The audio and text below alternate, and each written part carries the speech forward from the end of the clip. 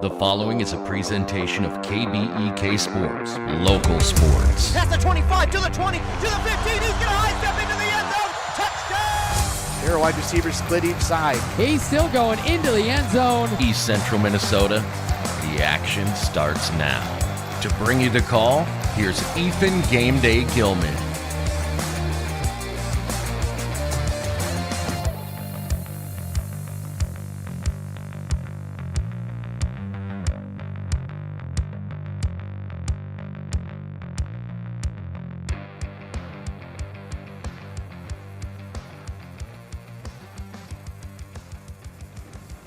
And good evening, ladies and gentlemen, and welcome inside Chisago Lakes High School for tonight's boys basketball matchup on Nice 95.5 FM, KBEK. I'm Ethan Game Day Gilman, of course, and I'll be bringing you all the action from tonight's doubleheader. It's not just one, we've got two coming your way here tonight as the Chisago Lakes Wildcats take on the Becker Bulldogs here tonight. The boys will play first in the first game of this doubleheader, then the girls right after that. As we get ready for tip-off here in this one, we've got pregame warm-ups happening right now, right in front of us, as we get set for the Becker Bulldogs and the Chisago Lakes boys to go at it. And we take a look at these two teams, starting with the Bulldogs. Becker plays out of Section 5-3A for the boys. They currently have a 7-7 record on the regular season, right at 500. But in the section, they are one game under 500 at 2-3. They play in a section that is home to two top 10 teams in the state in Totino Grace and Monticello. But then Zimmerman's right behind them, just outside that top 15. They're also home to Princeton, Big Lake, Fridley, and St. Francis. So a pretty darn good, talented section that Becker plays out of. Of course, this also is a Mississippi 8 conference game. So not only is it a section game, or excuse me, not a section game, but it is a conference game, and conference games always have that much more, let's say, I don't want to say animosity, but that much more, a little bit extra to it. They always have a little bit extra to conference games, and I'm sure we'll see that here tonight as we get set for this one. In the doubleheader, it is the boys playing first, and the first game, or the first team we're looking at, is the Becker Bulldogs. Again, 500 on the season at 7-7 in their section 2-3. They score 75 points per game, just over, and they give up just over 74 points per game. So pretty even across the board, but that is why they are 500 on the year. For Becker, it started with two losses in a row to Albany and Delano. Albany, it's just not fair. If we're being honest, it's just not fair. Albany pretty much has their two best players from last year returning, and at this point they're 14-0 and number 3 in the state of Minnesota. Their closest game was a 7-point win over Pequot Lakes. That was it. That was their closest game. Otherwise, it has been close to 20 or more points win for Albany. So Albany back on their dominance here this year, but as we continue to take a look at Becker again, they fell to Albany and then Delano, but then they went on a 3-game win streak, beating St. Francis, North Branch, and Wilmer before going into the Christmas break, where they played out at two spots. They played at Sartell St. Stephen, where they lost to West Fargo Horace by 17. Then they played at St. John's University against Southwest Christian, where they beat them by 4. Out of the Christmas break, they fell to St. Michael Albertville by 29, beat St. Cloud Cathedral, then lost 2 in a row to Zimmerman and Princeton. That Princeton game was a high-scoring affair in which they lost 94-91. But then they came back in 2 straight games and scored 90-plus points again. They scored 91 against Princeton, scored 97 against Cambridge Isani, winning by 30. They scored 98 against Big Lake, winning by 33. But then they came back and lost just on Tuesday, this Tuesday, by 14 to Monticello. So it's been an up and down road for the Becker Bulldogs, but it's been a fun one too. I mean, they have had 3 straight games in which they scored over 90 points. They have 5 games this season in which they have scored over 90. So not only did they go on a 3-game streak scoring over 90, they have a total of 5 games which they've scored 90 or more. And 4 of those 5 games which they scored over 90 points were victories. The only one that wasn't was that 3-point loss to Princeton. So for Becker here this evening, we'll be looking to see, I think it might come down to the offenses. I know a lot of times defenses play a big factor, but offenses might play a bigger factor here in today's game between these two squads, as again, Becker is fully capable of scoring over that 90-point mark. And again, 4 out of the 5 times they have scored 90 points, it has been a win. So we'll have to wait and see what the Bulldogs do here this evening. On the other side, for the Chisago Lakes Wildcats, they play out of Section 7-3A. They're 1-13 right now, and they're 0-3 in section play. They score 63 points per game, give up about 88 points per game. Now, that is a little bit deceiving, too, because take a look at their schedule here this year. It started again with 5 straight losses to Cloquet, Delano, Hudson, Matamidi, and Monticello. Now, 2 of those you could argue that maybe could have been wins, like Cloquet. They only lost by 7, and they only lost to Delano by 13. Before winning against Osceola on December 17th, 88-84. So, they have yet to win against a Minnesota team this year, which is also interesting. But they came out of that win to lose by 1 to North Branch, then only lose again by 13 to Hermantown. 2 more you could argue that could be wins. Then they lost to Centennial by 33, lost to Mounds View by over 30 again, lost to Princeton by 13, lost to Cambridge-Isani by a good chunk, and their last 2 games they lost by good chunks as well, losing to Zimmerman and St. Francis by nearly the same score, only a 1-point difference in those 2 games. So for Chisago Lakes, it's obviously a much different year than last year. Last year they made it to the Class 3A state tournament, having beat Hermantown in the championship game. So it's a little bit of a different story here this year, but they're still learning, they're growing. They're, I don't want to say necessarily a younger team. They do have some seniors on this roster, but a little bit more inexperienced than this team is used to being the last couple of years, of course. So they're looking this year to grow a little bit and continue to grow and maybe find a little bit of rhythm here late in the season to carry them into the playoffs.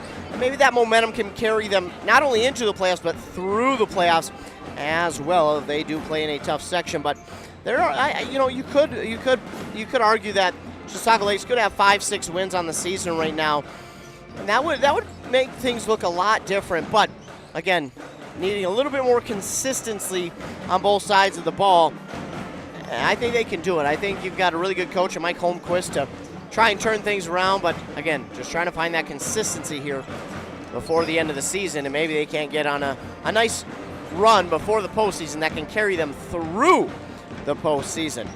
Again, they play in Section 7-3A. As we take a look at that section, it is home to some pretty good teams. Now, this section, it's weird because this section really never blows you away. I don't want to say there's not good teams in this section, because there is, but the teams just, I feel like, never blow you away. Last year, you beg to differ because both Chisago Lakes and Hermantown, man, they were the top of the class for a reason. And now this year, both of those teams, unfortunately, are struggling to find wins. They have 3 wins between the 2 of them. So the teams that were the class of the section last year are now the bottom of the section. But then you've got a team that is at the top of the section that I don't think anybody thought. You've got Hibbing and Cloquet at the top of the section. Hibbing's number 1, Cloquet number 2, then Denfeld is number 3. Grand Rapids behind them at number 4, Rockridge 5, North Branch 6, then Hermantown and Chisago Lakes at 7 and 8. So a little bit of an interesting year in this section. I'm interested to see how the section is going to play out and who's going to come out on top once we get to the section playoffs here at the end of February into March, at the beginning of March. QRF is going to be seeded for this March 1st, so that's when we'll find out who will play where and when. That's going to do it for our pregame. We're going to take a commercial break here. Word from our fine sponsors. When we come back, we'll have the national anthem have been played and then our starting lineups announced. Then we'll be ready for tip-off here on Nice 95.5 FM KBEK for this doubleheader basketball game. Resetting your password, unsubscribing from emails, printing anything. Why are simple things sometimes so complicated? Thankfully, with an auto owner's insurance independent agent, getting the right coverage for your business doesn't have to be one of them, so you can get back to more important things, like learning how that printer works. That's simple human sense. Contact your local auto owner's agency, Pine Insurance Agency at pineagency.us today. Need a prescription or medication advice? Wellia Health's community pharmacies in Mora and Pine City are open Monday through Friday from 8:30 a.m. to 6 p.m. and on Saturdays from 8 a.m. to 1:30 p.m. Our friendly pharmacists are here to answer your questions and to help with prescription transfers. Call us at Pine City 320-322-5141 or Mora 320-679-3999 or visit welliahealth.org. Whoa! Better get into the Freeway Holiday Station store in Pine City and start saving. Right now, grab a Meat Lover's burrito or new Ranchero beef and cheese burrito. I want one right now. Wash it down with everyone's favorite Celsius, buy one, get one free. And Holiday still has the $3, $4, $5 meal deals on some of your favorite items. Better get into the Freeway Holiday Station store and save. Open 24/7, 365. The Freeway Holiday Station store in Pine City. Your journey to smile with your forever starts at Embrace Orthodontics. The team at Embrace is committed to providing world-class care and a remarkable orthodontic experience. Choose between custom Light Force braces or Invisalign clear aligners with locations in Pine City, Lindstrom, and Cambridge, and a plan to fit your budget, whether you have insurance or not. Embrace Orthodontics will make your smile journey comfortable, convenient, and customized just for you. Visit EmbraceMN.com today to find out how to set up your free exam. EmbraceMN.com. Embrace Orthodontics, a smile you will embrace forever. Are you interested in a technical degree that can quickly help you land your dream career? Or maybe you've always dreamed of going to a four-year college, but you'd like to start close to home. Either way, Pine Technical and Community College has you covered. PTCC offers more than 50 degrees in hot fields like healthcare, information technology, advanced manufacturing, and business. PTCC is now accepting applications. Financial aid may be available. Go online to pine.edu for more information. Pine Technical and Community College, connect with success. Back here on Nice 95.5 FM, KBEK. Getting set for your starting lineups here for both these teams, starting with the Becker Bulldogs. It will be number 0, Isaiah Boyer. Number 1, Nate Weiss. Number 2, Denlon Harmoning. Number 10, Troy Noost. And number 21, Bryce Pauman. They are head coached by Corey Noost. On the other side for the Chisago Lakes Wildcats, it will be number 2, Colton Betts. Number 3, Joe Cowenhoven. Number 4, Jack Storley. Number 24, Cohen Underhill. Number 34, Will Pearson. They're, of course, head coached by Mike Holmquist. And the Bulldogs, that's 500 at 7-7. The Wildcats at 1-13. The way they play, though, you wouldn't take them for a 1-13 team. They play much better than that. The Becker Bulldogs will wear their white away uniforms, the light blue, Carolina blue, if you like to call it, trim on the sleeve, the neck, and then the blue stripe down the side of the jersey and short with those Carolina blue numbers and letters. The Wildcats will wear their, if you will, forest green home uniforms, the Chisago Lakes Wildcats gold trim on the sleeve, neck of the jerseys. The white letters and numbers outlined in that gold. The two stripes, the gold stripes on the bottom of the shorts, and the Wildcat logo on each side of the short as well.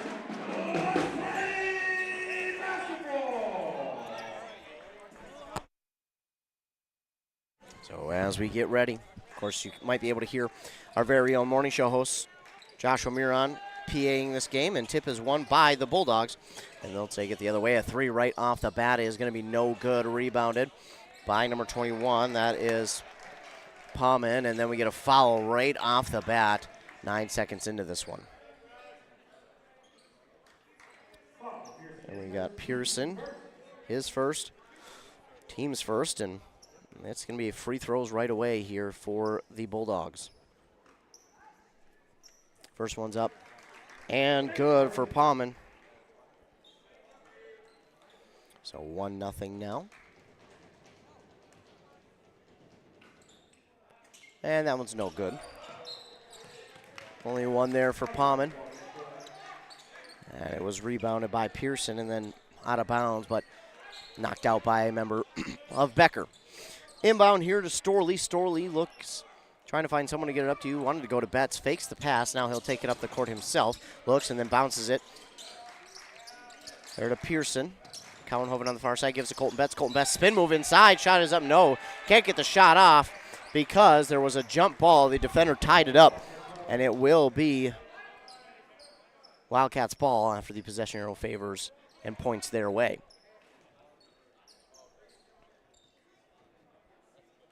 So Wildcats will get set to inbound. Cowenhoven goes into Underhill. Underhill will step back to the Wildcat logo, then now over to Storley. Betts thought about three, pulls it down, gives it to Underhill. Trying to go inside to Pearson, and that is going to be lost out of bounds. It will be Becker ball. So a turnover there by Chisago Lakes. Inbound here to Noost. Noost finds a man, gives up to Harmoning, now over to Palmen. Palmen driving inside. His shot is no good, and it's Pearson again with a rebound. Hands it to Storley. Storley's got a little bit of a lane. Going to take it to the basket. No, he gives it off to Underhill. Underhill fakes a shot, goes to the basket himself. Oh, and the shot is no good. A good-looking move, but no good. Palmen with the rebound pass up the court, and it is out of bounds, but knocked out by Chisago Lake, so we'll stay with Becker. Boyer gets sets to inbound. This ball is tipped, but finds its way to Palmen. Now to Harmoning. Harmoning hands it to Weiss. Weiss spinning back around, trying to find a lane to the basket, but guarded by Cowenhoven. Right underneath, giving it to Palmen. That is, I don't know if it was knocked away or what, but Cowenhoven gets the rebound, trying to take it himself. Spin move to keep hold of the ball, gives it to Betts now on the near side for Storley. Storley waits, finds Cowenhoven, now to the basket. A long layup. Cowenhoven gets it to drop for two, and it's 2-1, Wildcats. Weiss nearly had that one stolen away on the pass to him. He's going to take it to the basket, and he drops it in for two. And the Bulldogs take the lead right back at 3-2. And now we get a whistle. I don't know. It looks like Cowenhoven is hurt. Well, hopefully he's all right. In some pain over there on the sideline as this inbound is stolen away. And now a three by Weiss. Stolen away by Harmoning, and then a three for Weiss makes it 6-2. Up the court they go.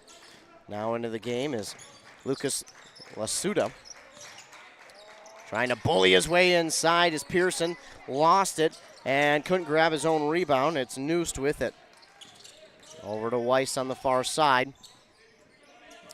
Weiss with it. He'll hand it off to Boyer. Nearly lost it out of bounds because Storley was there trying to knock it away. Top of the key to Palmen. This three is no good, and it's rebounded by Underhill.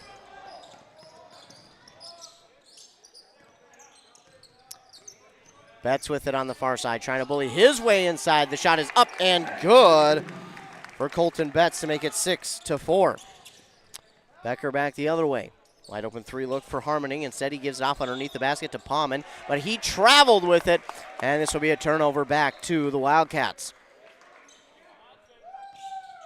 25 and 32, along with Blake Seifert are in. And 25, of course, is Colton Beaver. Trying to get these subs in. 32 is Alex Johnson.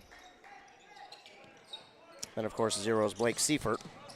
Right underneath the basket, Alex Johnson drops it in for two on the beautiful assist from Colton Betts. Great job by the Wildcats. Here come the Bulldogs. Weiss with it, gives it over to Boyer on the far side. We're tied at 6. Weiss inside, trying to get around Betts. Now instead gives it off to Weiss. Weiss, shot is up, no good. Rebounded by Colton Beaver. Beaver will take it. He'll give it off to Seifert, but it's stolen away by Harmoning. Little lackadaisical on that effort there by both of them. And then now Weiss can't hold on to it, and he stepped out of bounds. So we'll go back to the Wildcats. Now in for the Bulldogs, number 11 and 14. Try and get those names to you. Sawyer Brown and Landon Peterson. With it now is number 11 for the Wildcats, now Seifert. 11 is Will Walker. Now we get a foul here on the Bulldogs. That's Weiss.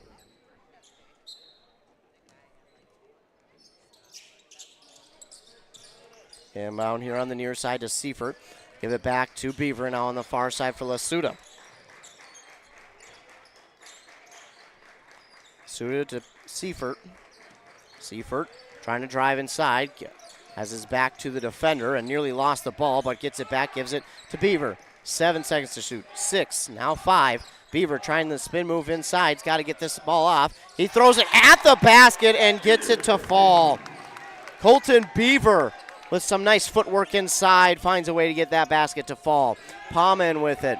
Now trying to find somewhere to go with it. He's got it off to Noose. Noose back to Palmen. Inside. Shot is up. No good. Seifert there for the rebound. Seifert up the court with it. Lost it for a moment. Gets it back. Now he pauses. Gives it to Beaver. Now on the far side, Lasuda. Lasuda finds a man. Walker to the basket. A little too strong on that one. And oh my goodness, no foul call there.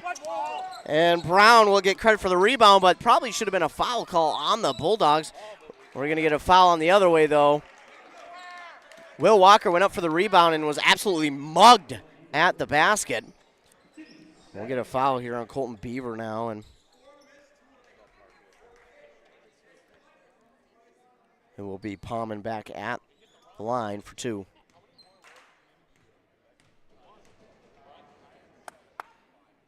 Shot is up and good from Palmen. Makes his first. Makes it 8-7. Cowenhoven back in for Beaver.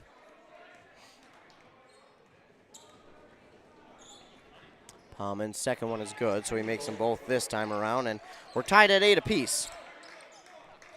Wildcats bring it up the court. Lasuda. Lasuda gives it near side to Seifert for 3. The quick pull of the trigger, and it's good for 3 to make it 11-8. Wildcats. Weiss will bring it up for the Bulldogs on the far side. Trying to get around one defender. Cowenhoven providing the defense, and no shot, they're going to say. They're going to say the foul was on the floor, and they're going to get Cowenhoven for his first. Team's third. 4 in, 4 out for the Wildcats. Storley, Betts, Pearson, and Underhill in. Out is Seifert, Lasuda, Walker, and Johnson. Inbound to Palmen at the top of the key. He'll give it over to Weiss. Now underneath, it's stolen away by Cowenhoven. Cowenhoven inside, bumping bodies, gets this one. No, can't get it to fall. It was rebounded by Pearson twice, and then this shot is up and no good. Rebounded by Peterson for the Bulldogs, and back the other way, he throws it forward to Sawyer Brown for 2 to make it 11-10. Back the other way, here come the Wildcats real quick. Storley gives it off the Betts, and on the far side, Cowenhoven. Cowenhoven trying to get around his defender, lost the ball, got it back though, and to the basket, a little too strong on that one, and the rebound here by Brown for the Bulldogs. Weiss up with it, tries to put up a shot, it's no good. Pearson is there for the rebound. He has 5 already on the night, then the pass trying to get it over to Storley is off the mark, and it will go out of bounds back to Becker. 2 in, 2 out for the Bulldogs. Boyer and Harmoning are in. Noose and Boyer out. Inbound to Palmen now on the near side for Harmoning. Harmoning gives it over to Brown. A 3 from Palmen is good. That makes it 13-11 with under 12.5 to go in this first half. Jack Storley using the speed, takes it to the basket. Shot is no good. Rebound up for grabs, and grabbed by Boyer. So Bulldogs have it back. Give back here to Brown for 3. That's good. And all of a sudden, a run by the Bulldogs. Couple 3s in a row. He is cause for a timeout. Chisago Lakes is going to take one. It'll be a 30, so we'll keep it here 16-11 on that Embrace Orthodontics scoreboard. 11:57 to go. The Wildcats allowed 2 threes back-to-back, and unfortunately they were wide open threes. And they had all the time in the world to hit those. So for Chisago Lakes here in this timeout, they're just going to be talking about assignment, staying assignment sound, and getting back into this one. They obviously have the ability to stay and keep up with the Bulldogs. There's no question about it. They have even shown that they are at times the better team, but they just have to be a little bit more consistent on what they're doing. Here comes Storley with it up the court, gives it off to Cowenhoven, now on the far side to Betts. And a whistle. I think they're going to get the Wildcats here for one. Yeah, they are. They're going to get Jack Storley for his first and the team's fourth. So another turnover. And it will be Becker ball. Not what you want, especially out of a timeout. If you're Chisago Lakes, Palma getting up the court, gets by Pearson. Now gives it off and to Boyer for 3. That's going to be no good. Cowenhoven there for the rebound. Cowenhoven trying to take it himself, lost it, and it's stolen away by Boyer. Boyer gives it off on the far side to Peterson for 3. Short, but rebounded easily by Harmoning. Now to Brown, near side Palman for 3. That's good. 19-11. And we'll get a quick sub here for Chisago Lakes. Beaver and Lasuda in. Pearson and Storley out. Betts will get the inbound. He'll wait for everyone to get by, and then he'll take it himself. Gives it off to Underhill. Now to Lasuda. Lasuda keeping that low base. Gives it back to Underhill. Underhill can't grab it cleanly. That has been one thing we've noticed here. The Wildcats have been unable to hold on to the ball as cleanly as they would like. Alex Johnson right underneath the basket. Delivers it in for 2. 19-13. Becker comes back the other way. Gives it back Palman for 3. Wide open again. This time it's no good. Rebound by Colton Beaver. Palman trying to draw the foul there with a little bit of acting, but not going to get it. Colton Beaver drives up himself, and they're going to get the foul call on Becker as Beaver draws it. This one's going to go against Harmoning. His first, team's second. Beaver, or excuse me, that's Betts who will go out. And in for him is Seifert. Beaver will look to inbound to Lasuda. Got it through a couple of hands and now tried to give it inside, but Palman is going to get the steal. Now the ball up for grabs. Lasuda trying to grab it away from Palman. And nearly stolen away again, but Palman somehow gets it off to Brown. And Bulldogs have it back. Give it back to Palman. Palman over to Brown. Brown, spin move inside. Nearly has that one stolen away. Gets it off to Peterson. Lasuda trying to tie it up. Nearly stole it. A travel call. Oh, man, they missed a travel on Peterson. Palman to the basket. No good. Seifert for the rebound. Seifert trying to give it off to Lasuda on the far side for 3. I like the quick 3 trigger. And now we're going to get a foul here on Seifert. His first, team's 5th. Trying to get the tie up on that ball, but I'm going to say he got more than the ball.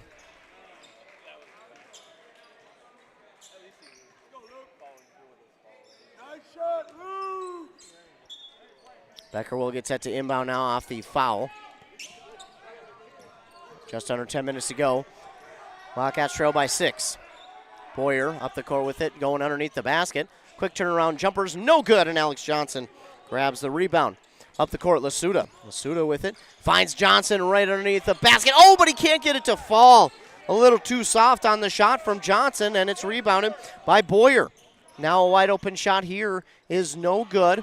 Going to be rebounded. Well, it was by Beaver. We'll give him still credit, but it was knocked out of bounds by a member of Becker. It will stay with Chisago Lakes. Underhill out in is Will Walker. Beaver will get set to inbound. Looking, he'll give it to Walker on the far side. Oh, and then a miscommunication. Boyer's going to get the steal, and he'll drop it in for 2 himself. Bad miscommunication there on the Wildcats side. They thought they had someone behind, and no one was there. And Wildcats come the other way looking for 3, no good. Walker with the rebound, spin move inside. Shot is no good. And rebounded again by the Wildcats. Seifert this time for 2. Make it 21-15. Wildcats still trail by 6. Under 9 minutes to go. Give now to Boyer. Boyer thought about 3. Gives it now to Peterson. Another travel, and they get this one. And the entire Wildcat fan base and bench is screaming, finally. Finally we get a travel call. Felt like there have been a few that they missed, but they get that one. Inbound now to Storley, and he'll let the offense go by, but now he'll give it up to Betts. Betts on the far side. Gives it near side to Walker. Now to Seifert. Seifert waiting. Gives it to Betts, and Betts, that one a little too far out of his reach. That one will go out of bounds, so we'll go back to the Bulldogs. Bulldogs will come back. It's set to inbound. Now the inbound here to Noost. Noost almost had that one too far out of his reach, but able to corral it. Noost trying to get by Walker. Walker providing the pressure. Noost under some pressure. Nobody home for that pass. Trying to find Brown, and, well, he zigged and the ball zagged, and this ball will go back to the Wildcats now on the turnover. 21-15, 8:17 to go in the first half. Inbound here to Storley. He'll give it right back to Walker. Finds Alex Johnson, and now gives to Storley again. Seifert looking for a screen, trying to drive. That one's going to be knocked out of bounds. They're going to say it rolled off of Seifert. So they're going to say it was off of Seifert, and Becker will have it back. Betts providing pressure now on Noost. They do get it up in time. Boyer trying to find lane to the basket. Then he gives it off to Weiss for 3. Wow, that is good. 24-15. Right now, Becker just hitting more shots than the Wildcats. Betts on the far side. They're going to get a foul here on Becker.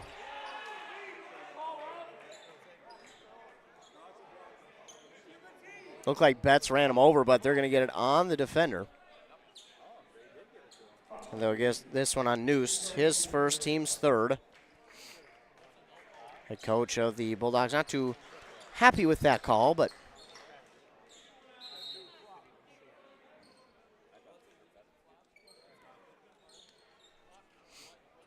now we've got to go over to the coach and scores table real quick.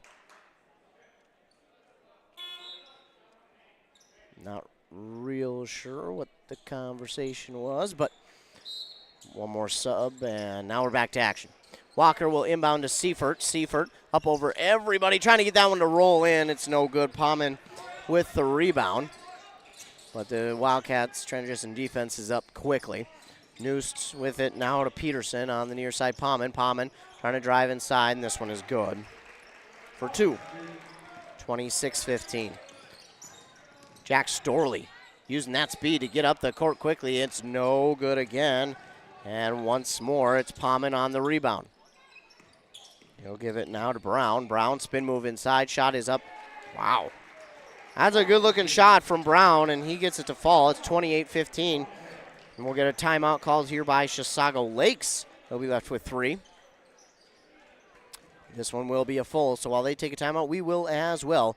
Listening to Doubleheader Basketball on... Brad here from Lee's Pro Shop in Pine City. We're a full-service lettering shop with a full line of athletic supplies for any sport. We have professional staff here at Lee's Pro Shop to customize your orders. We are the pros who specialize in athletic apparel and equipment. We even do trophies and awards as well as computerized engraving in the store. Let Lee's Pro Shop help you with any athletic apparel. Lee's Pro Shop, servicing our communities since 1973, where the passion for sports begins. The mushroom melt is back at A&W. How does this sound? Sautéed seasoned mushrooms and onions with melted Swiss cheese on your choice of a juicy burger or grilled chicken. Then add golden French fries and a medium soft drink. It's the mushroom melt and fries combo at A&W.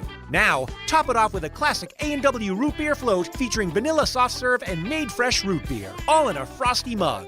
Or how about the A&W root beer freeze? Signature combos and delicious treats always at your local A&W restaurant in Pine City. Back here on Nice 95.5 FM, KBEK. The Bulldogs currently lead the Wildcats 28-15. But again, the Wildcats have definitely shown that they can be the better team at times, but again, it's about finding that consistency. Here's Underhill to the basket, and he drops it in for two, and that will end their drought, and that is a much-needed basket for the Wildcats. Palman with it. He gives it out far side. Noosed will drive inside and just throw it to, oh my goodness. He threw it at the basket and somehow got the friendly bounce. But now here's Luke Lasuda. His shot is no good. Rebounded by Harmony. That one looked good. It was a good pull-up shot from Lasuda, but just couldn't get it to fall. This one inside. Palman also gets that one to fall, 32-17. Gets that one over number 33. And I don't know who that one is, but Colton Betts. Spin move inside. I think they're going to get him for the foul. Yeah, they will. It'll be his first. And the team's sixth, so Becker will get the ball back.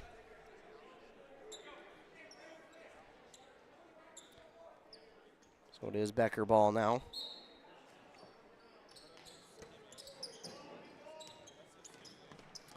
Here comes Becker with it. It's Palman. Palman gives it near side to Peterson. Peterson tries to put up a hook shot, and again, just gets it to fall. Becker's just getting some friendly rolls here. And now they'll try and find Cowenhoven. Cowenhoven gets the pass from Lasuda. Lost the ball. Up for grabs. Jump ball. And possession arrow favors Becker.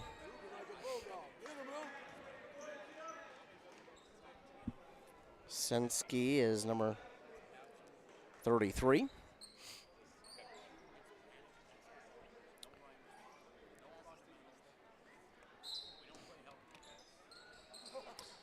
Oh, Becker will get set to inbound after the jump ball with the possession arrow favoring the Bulldogs. Peterson with it, gives it back to Palman. Palman trying to get around Sensky. Sensky providing great defense there. Nowhere to go for Palman. He finally finds someone, but it's going to be stolen away by Cowenhoven. And Cowenhoven to the basket was rejected from behind, but Sensky is there for the rebound and the putback for two. That one was blocked by Brown, and it makes it 34-19, but here comes Palman the other way. Drops it in for two, plus draws the foul for the and one. Seventh team foul now on Chisago Lakes, the first on Sensky. And Palman will be at the line for the possible three-point play.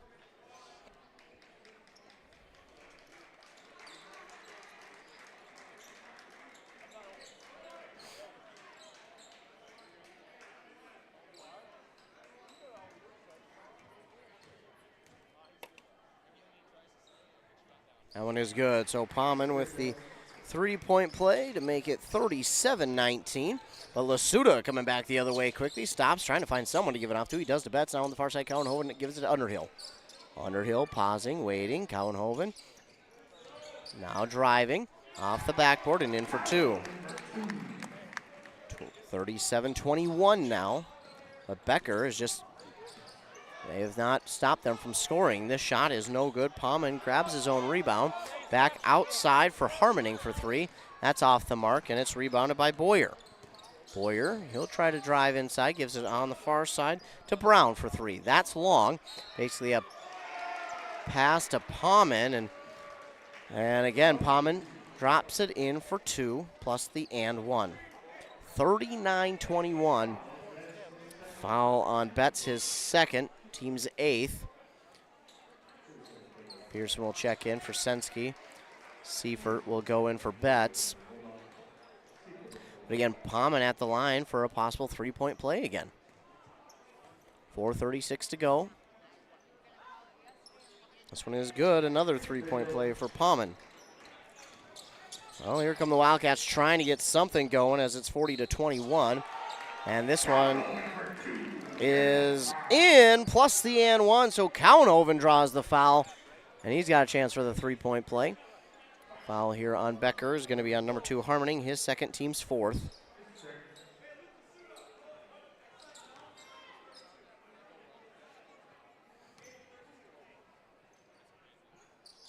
Cowenhoven no good on the free throw, but Pearson grabbed the rebound, and his shot is no good, rebounded by the Bulldogs.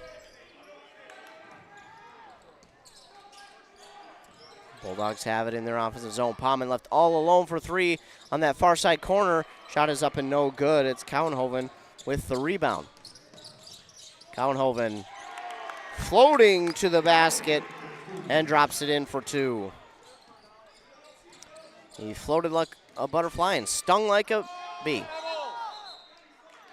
And a late travel call is, yeah, that was definitely a travel by Weiss, and it just took a second or two for the whistle to come out and get the travel call. But it is a travel call no less. Inbound to Lasuda.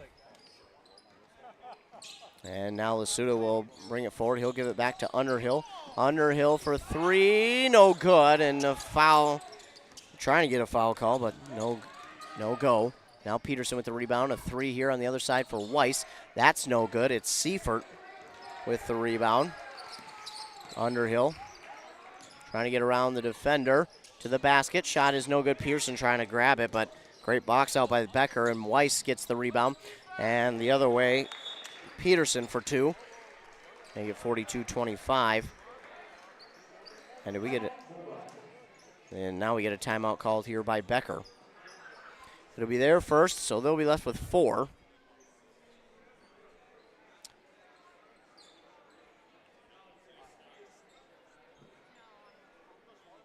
It'll be a 30-second timeout. We'll keep it right here, 42-25. Becker with the lead over your Wildcats right now. Becker has just hit a few more long-range shots than Chisago Lakes has at all. Unfortunately, the Wildcats just haven't been able to find consistency on the offensive side of things right now. And well, let me tell you, when they do, they'll really start getting back into this one pretty quickly. And we've seen early on, the Wildcats have that ability, but again, it's like, beating a dead horse, for lack of a better term. But unfortunately, it has just been consistency here in this one as well. Wildcats will bring it up with Storley. Storley looking, gives it on the far side to Cowenhoven. Cowenhoven spins around, gives it to Underhill. Underhill goes inside to Cowenhoven. That shot was no good, but he was fouled. Cowenhoven is fouled, and he'll go line to shoot two. His foul is on Sawyer Brown, his first, team's fifth.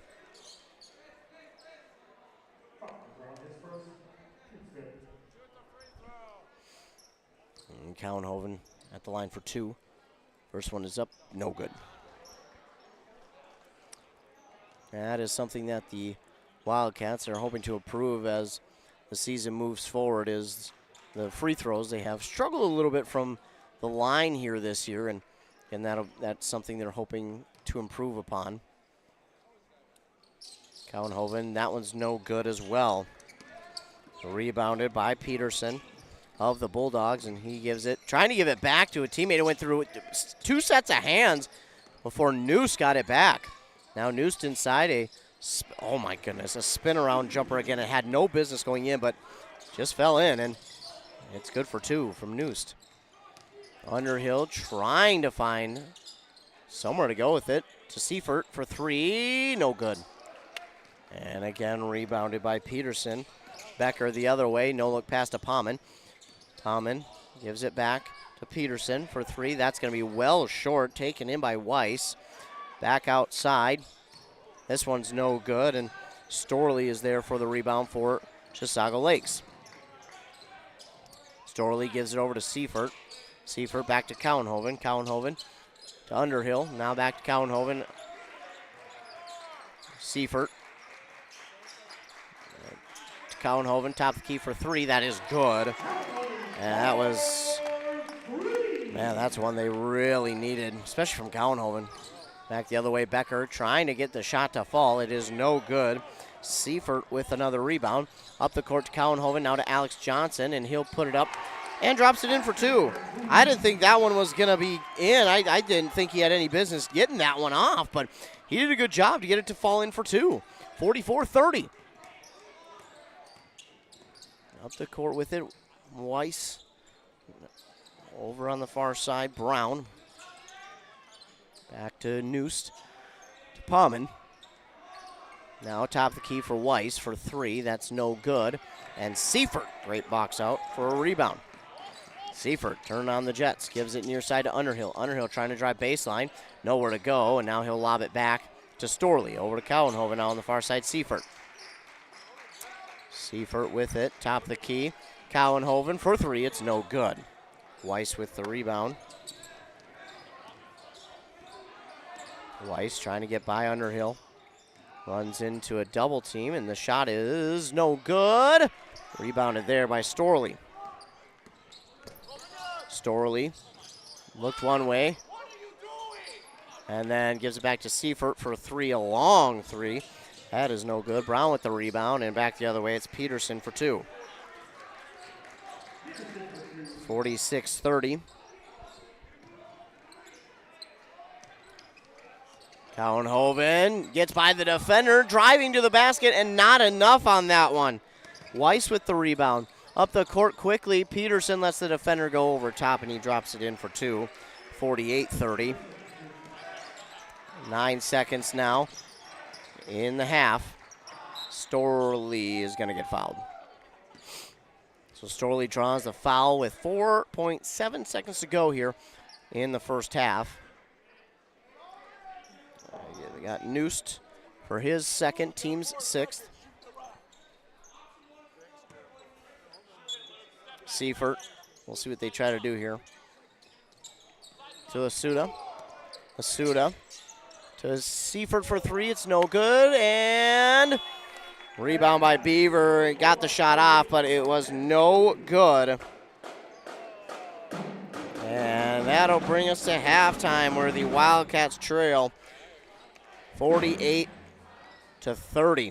A tough first half for the Wildcats, but halftime adjustments coming up, and can only try and improve from here on out. We'll take a commercial break. We'll hear word from our fine sponsors. We'll be back to recap that first half of action here on Nice 95.5 KBK. Dale's Heating and Appliance, your local heating and appliance expert, is committed to making your family's comfort their top priority. And now you can add water softeners to their list of expertise. Dale's now offers water softener sales or rentals, along with installation, service, and salt delivery. So if your home needs quality water, make the call to your already trusted experts at Dale's, or just visit dalesheatingandappliance.com. dalesheatingandappliance.com.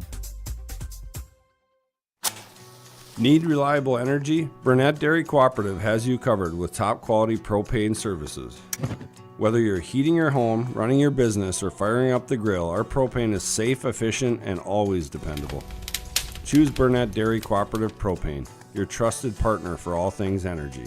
Stay warm, stay powered, stay local. Loading the kids in the car, brokering peace in the back seat, mastering the snack handoff without even looking. Why are simple things sometimes so complicated?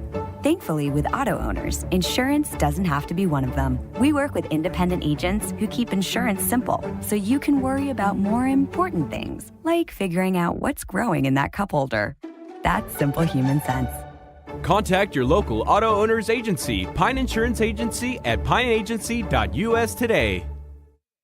Arrowhead Transit, your community, your ride. Arrowhead Transit is proud to support this station and bring you reliable public transportation in your community. Whether you need to get to work, school, or the doctor's office, our friendly drivers and comfortable buses are here to serve you. We're committed to connecting communities and making transportation accessible for everyone. Arrowhead Transit is your community partner in getting around. Arrowhead Transit is a supporting sponsor of the station and is dedicated to supporting our local communities. Are you ready to get back to doing what you love? Whether it's recovering from an injury or preventing one, Wellia Health Sports Medicine Team is here to help. From kids to adults, we specialize in treating sports injuries, including concussions. We're here to get you back to peak performance. Call us today at 320-679-1313 or schedule an appointment through MyChart. Visit welliahealth.org. A Lennox air source heat pump is a high-efficiency air conditioning unit that can also heat your home or business during the spring and fall. It's more economical than heating with propane. Have Dale's Heating and Appliance install your Lennox air source heat pump. Ask Dale's how you can receive up to $1,000 in rebates for your air source heat pump system. And ductless mini splits also qualify for up to $1,000. Visit dalesheatingandappliance.com. Conditions apply. See dealer for details.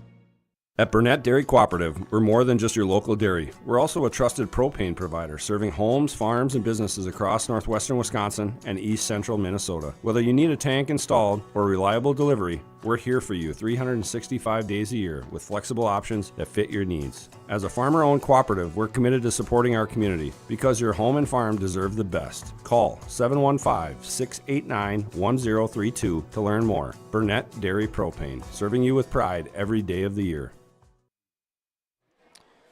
Back here on 95.5 FM KBEK as we take a look at your first half stats for Becker. Leading the way for them was Bryce Pauman with 19, 8 for both Landon Peterson and Nate Weiss, then 7 for Sawyer Brown, 4 for Troy Noost, and 2 for Isaiah Boyer. Leading the way rebound-wise was Pauman with 6, 5 for Weiss, 4 for Peterson. On the other side, well, I should say steals, they had 5 of them, 1 block by Brown. 5 of 6 on the free throws, all from Bryce Pauman. And they had 16 fouls as well. On the other side for your Wildcats, leading the way was Joe Cowenhoven with 11 points. 6 for Alex Johnson, 5 for Blake Seifert, 2 for Betts, Underhill, Beaver, and Sensky. Leading the way rebound was Will Pearson with 6, 5 for both Beaver and Seifert. With 5, 2 steals, both of them came from Cowenhoven. They were 0 for 3 at the free throw line, and they had 18 fouls. So again, it wasn't a lack of talent by the Wildcats. They are certainly talented enough to be in this game. Just a little bit of inconsistency on the offensive side of the ball. They had some open shots. They had a few runs there offensively, but just a lack of consistency offensively for them. Not finding the open shots, or maybe even rushing some shots, or just rushing things a little too much. And you could really tell, and you could tell that they were a little bit frustrated too. They were getting a little bit frustrated on the Wildcat sideline, and that's what they got to work through here at the end of this half. So during this halftime break, they'll be talking about, hey, how can we improve? How can we get more consistency going forward, and make sure that when we've got the open shots, we're converting them, and when we're getting to the free throw line, we're converting those. So again, they've shown the ability to be better than Becker here tonight. It's just, can they do it on a consistent basis? And right now, they just haven't found that. But again, we've seen stretches of it for both the offense and defense. Offensively, they've had runs where they go on a run and look like the better team, the much better team. But then they have these runs where, unfortunately, they're putting up some shots. It's like, really? That didn't look like, to be fair, maybe it was the play call too. So can't say too much without knowing the whole story. But it's just, it looks a little bit rushed for Chisago Lakes right now. And you just wonder, can they settle it down a little bit, not rush as much, and get back and say, hey, there is no 18, 20-point play.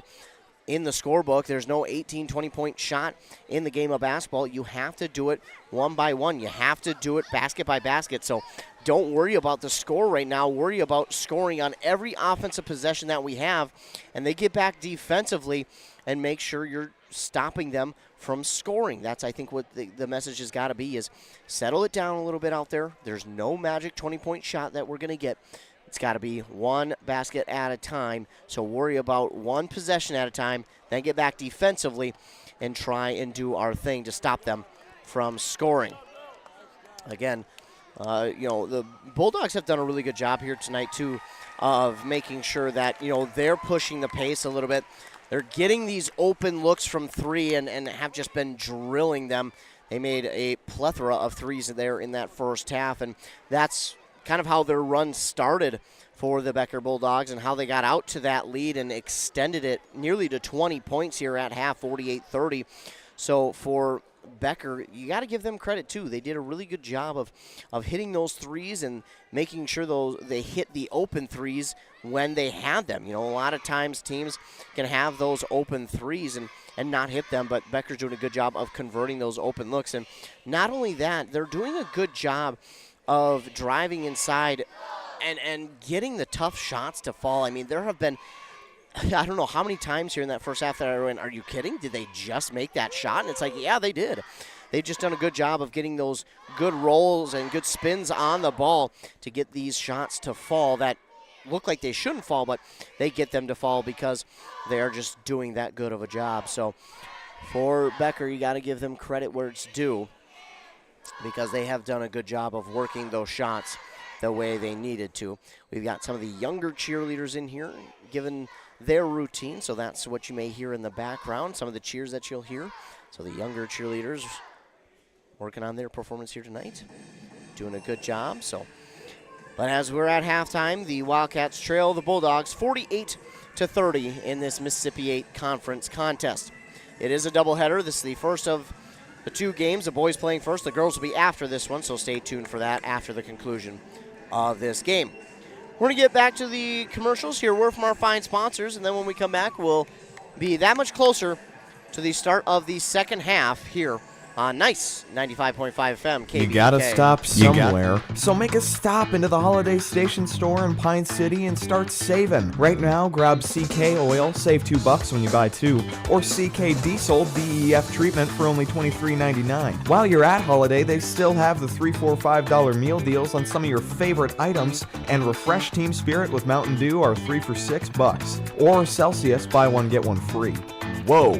Better get into the Freeway Holiday Station store in Pine City. Embrace Orthodontics offers a unique specialized approach to orthodontic treatment with custom braces or Invisalign. The team at Embrace loves getting to know their patients personally and takes the time to make sure all your questions are answered. Their board-certified orthodontists use only the latest in modern technology to give you the best outcome possible. They work with your insurance company and offer flexible financing options to fit your budget. Call today to set up your free exam and see how Embrace Orthodontics can transform your smile. More online at embracemn.com. That's embracemn.com. Hey there, sports fans. Brad here from Lee's Pro Shop in Pine City, and we have a Lee's Crazy Sale going on. It's time to gear up for hockey, basketball, wrestling, or volleyball equipment, as it is all 20% off. That's right, 20% off all your favorite hockey, basketball, wrestling, and volleyball equipment. Whether you're a beginner or a pro, Lee's Pro Shop has everything you need to take your game to the next level. So don't wait. Stop by Lee's Pro Shop today. Save big on your favorite sports equipment. Hurry in for Lee's Crazy Sale. Lee's Pro Shop, where the passion for sports begins. A&W Restaurant Pine City is still making fresh root beer, that signature item since 1919. It's still made fresh and on-site with real cane sugar and a blend of secret ingredients. It doesn't get any better than this. Their world-renowned A&W root beer is a classic treat, and they can top it off with creamy vanilla soft serve to be known as the famous A&W root beer float. Now that's smooth, tasty, and refreshing. An American iconic A&W root beer float. It never tasted so good. A&W Restaurant Pine City. Come grab your root beer float today. untangling your headphones, finding the right remote, saying goodbye to your favorite shirt that hasn't fit in 10 years. Why are simple things sometimes so complicated? Thankfully, with auto owners, insurance doesn't have to be one of them. Auto Owners works with independent agents who live in your community and answer when you call, so you can worry about more important things, like finding a new favorite shirt. That's simple human sense. Contact your local auto owners agency, Pine Insurance Agency at pineagency.us today. Hey there, neighbors. Matt Winsan, CEO Burnett Dairy. Farmers are the people that wake up before the sun, who battle the elements, and tend to their crops and herds with a passion that runs deep in their veins. At this time, I would personally like to thank the farmers. From all of us at Burnett Dairy Cooperative to all of our incredible farmers, thank you. Burnett Dairy Cooperative. Real farms, real flavor. Arrowhead Transit, your community, your ride. Arrowhead Transit is proud to support this station and bring you reliable public transportation in your community. Whether you need to get to work, school, or the doctor's office, our friendly drivers and comfortable buses are here to serve you. We're committed to connecting communities and making transportation accessible for everyone. Arrowhead Transit is your community partner in getting around. Arrowhead Transit is a supporting sponsor of the station and is dedicated to supporting our local communities. Resetting your password, unsubscribing from emails, printing anything. Why are simple things sometimes so complicated? Thankfully, with an auto owner's insurance independent agent, getting the right coverage for your business doesn't have to be one of them, so you can get back to more important things, like learning how that printer works. That's simple human sense. Contact your local auto owners agency, Pine Insurance Agency at pineagency.us today. Back here on Nights 95.5 FM, KBK. Ethan Game Day Gilman here, getting ready for the start of half number 2 between the Wildcats and the Becker Bulldogs.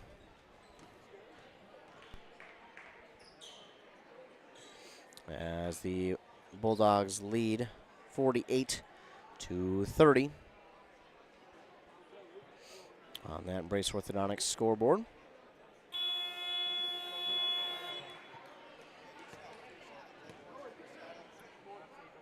There's the buzzer, and we'll get ready for the second half. 48-30. Wildcats will start with the ball here in half number 2. They'll go left to right on your radio dial to score, and Bulldogs will go right to left. Jack Storley starts weighing his own backcourt, gives it now to Cowenhoven as he gets into the front court. Cowenhoven, the shot is no good. A great box out there by Palmen for the rebound. Becker has it back. They'll give it now to Peterson. Now with it is Brown. Brown, shot thrown at the basket. It's no good. Cowenhoven with the rebound, and he'll take it himself. That shot well short. No chance on that one. Palmen with the rebound. And now he'll give it to Weiss. Weiss on the near side. Driving baseline on Cowenhoven. Now stops right underneath the basket. Gives it off here, and this one is no good. Pearson with the rebound. To Underhill up the court. Underhill back out to Storley. Now to Cowenhoven. Near side to Betts. Now they go underneath to Storley. Storley in some trouble. Finding Underhill on the lob pass to Cowenhoven to Betts. Underneath now to Pearson, who lost it. Brown will get the steal. Trying to go coast to coast, but defense for Chisago Lakes is there. Back to Brown. Brown, spin move, nearly lost it. Now another spin move inside, and, well, we're going to get a foul call, it looks like, before the shot. Oh, they're going to call the shot good? Ooh, that whistle definitely came before the shot fell. That's for darn sure. They're going to say, well, Brown got 2 apparently. The shot is no good for the three-point play, so it's 50-30. Ooh, I don't know. That whistle came well before the shot was off. But either way, the Wildcats have it back. Underhill moving it to Cowenhoven, now to Storley. Storley fakes one pass, dribbles once, then give it on the far side. Inside now to Pearson. Pearson trying to bully his way in. That was no good, and it's Palmen for the rebound. Pass here to now Weiss for 3 is good. 53-40, or to 30, excuse me. Storley. Pass here to Cowenhoven. That's no good. Pearson with the rebound. He couldn't get it to fall, and it's Palmen again with the rebound. He's now got 10. Double-double on the night for him. 3 on the other side for Weiss, and that's good. 56-30. Not a great start for the Wildcats here in this second half.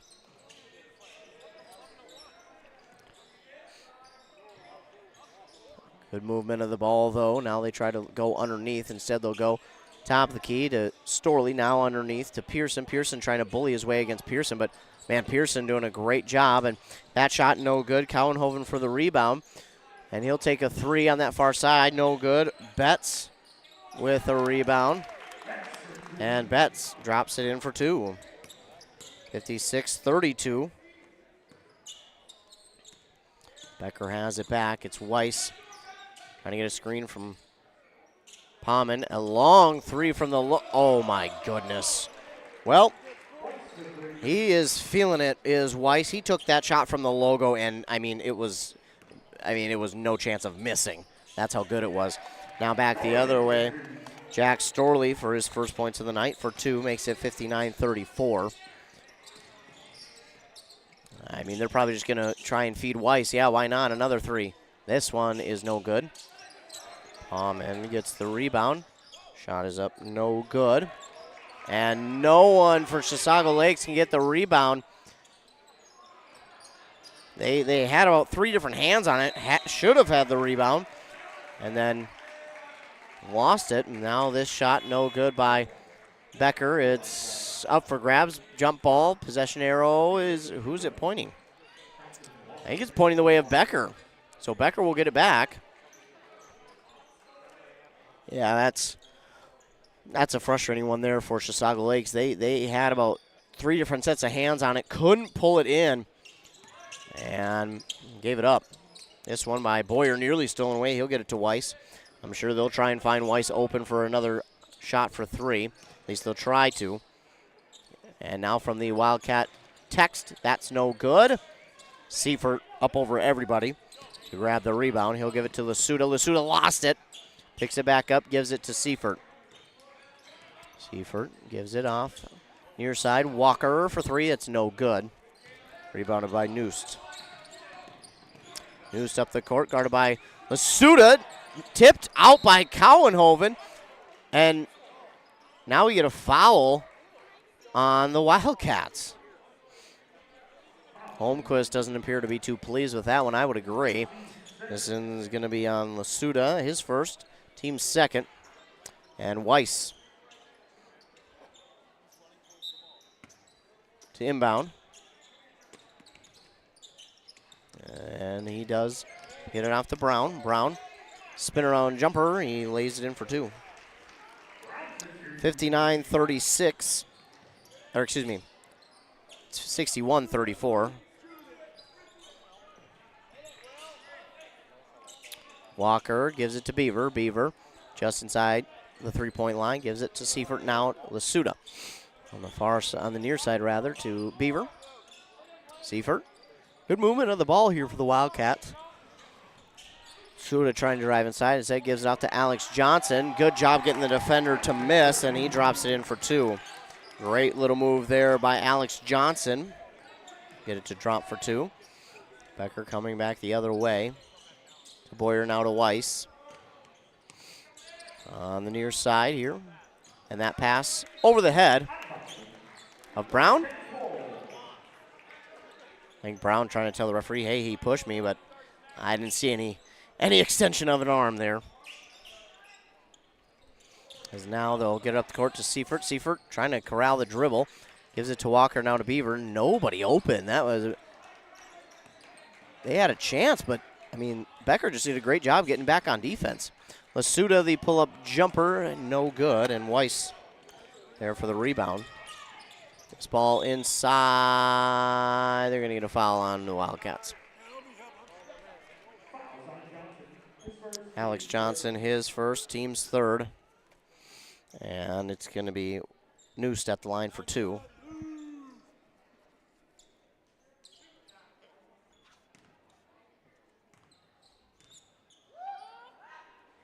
Noose, first one is good.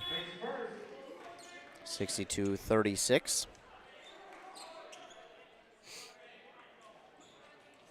Sub here for both teams.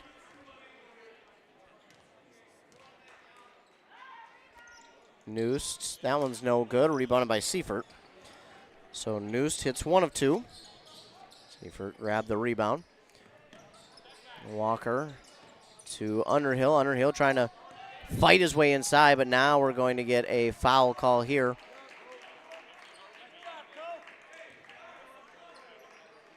On Becker. That one's on Brown, his second, and the team's first. Becker played a really clean first half, only, 16 fouls? This one going to go off of Seifert's knee on the inbound and out of bounds, and it will go back to Becker. So an opportunity missed there for Chisago Lakes. And the inbound here to Noose. Trying to get by Underhill, but Underhill providing good defense to Boyer, now to Palman. Give near side to Brown, back to Palman. Now he's going to drive inside. Gets through everybody and drops it in for 2. 64-36. Alex Johnson inside, backs it out to Seifert. Seifert gives it near side to Walker, back to Seifert now. And they'll move the ball around. Cohen Underhill trying to drive it, and he drops it in for 2. 64-38. Boyer, give here to Noose for the Bulldogs. I'll give out to Harmoning underneath Palman. He'll take it back outside the perimeter. Give over to Brown. Brown, shot. I don't know if that was tipped or what, but it's no good. Rebounded by Alex Johnson. Seifert trying to find his way around the defender. Gives to Walker. Walker lost it for a moment, gets it back. They've got numbers. Underhill for 3, no good. And Lasuda with the rebound. A 3 this time from Walker is no good. Palman gets yet another rebound, and he'll give it off to Harmoning. To Boyer. Boyer lost it, got it back somehow into traffic. It's through a couple of hands, and it's going to go out of bounds. It will go back to Becker. Again, Chisago Lakes had multiple opportunities at that ball to get the steal, but could not hold on to it, and it stays with Becker. That one should have been taken away as it was into 2 different Wildcats, but and just couldn't hold on to it. Inbound now to Palman on the far side, trying to find Weiss, but Palman's just going to bully his way inside and drop it in for 2 to make it 66-38. Now Storley will drive inside. His shot is no good, but he drew the foul on Becker. Foul is on Noose, his third, team's second, and Jack Storley at the line to shoot 2. First one is no good. Colton Betts comes in for Seifert.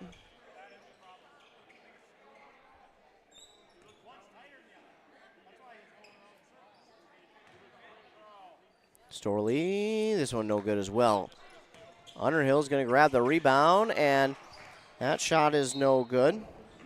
This ball is knocked out of bounds, went through a couple of hands again, but it will stay with the Wildcats as the Bulldogs were last to touch it. Inbound here to Underhill, and he jumps up over everybody and puts it right in before he even lands. 66-40. Noose coming back the other way for the Bulldogs. Now gives it off to Palman. Guarded by Sensky, great guard. Now Weiss with it on Cowenhoven. Weiss gives it inside to Palman. That ball's knocked out of bounds by the Wildcats, they'll say. So it will stay with Becker. But great job guarding that play inside by the Wildcats. They're trying to find Palman, but Palman had no chance that time. him out on the far side for Boyer. He gets around one, gives underneath to Pommen, and they're going to get Sensky here for the foul. Sensky did a good job to get there, but fortunately got those hands down, and that will be his second. Now Pommen at the line to shoot 2.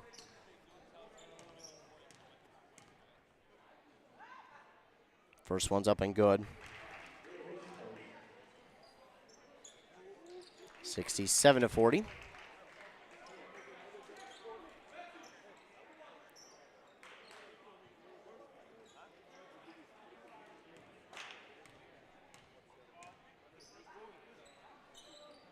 That one's good as well.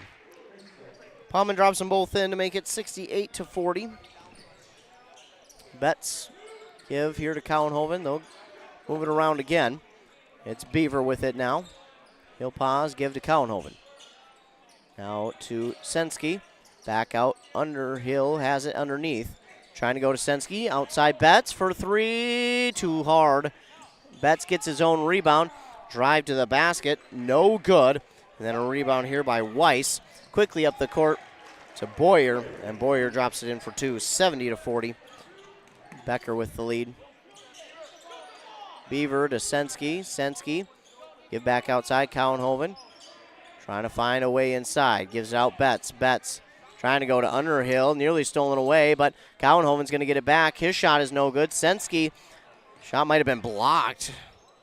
He got the rebound. I think Pommen got a hand on it. And a 3 here is good from Brown. To make it 73-40.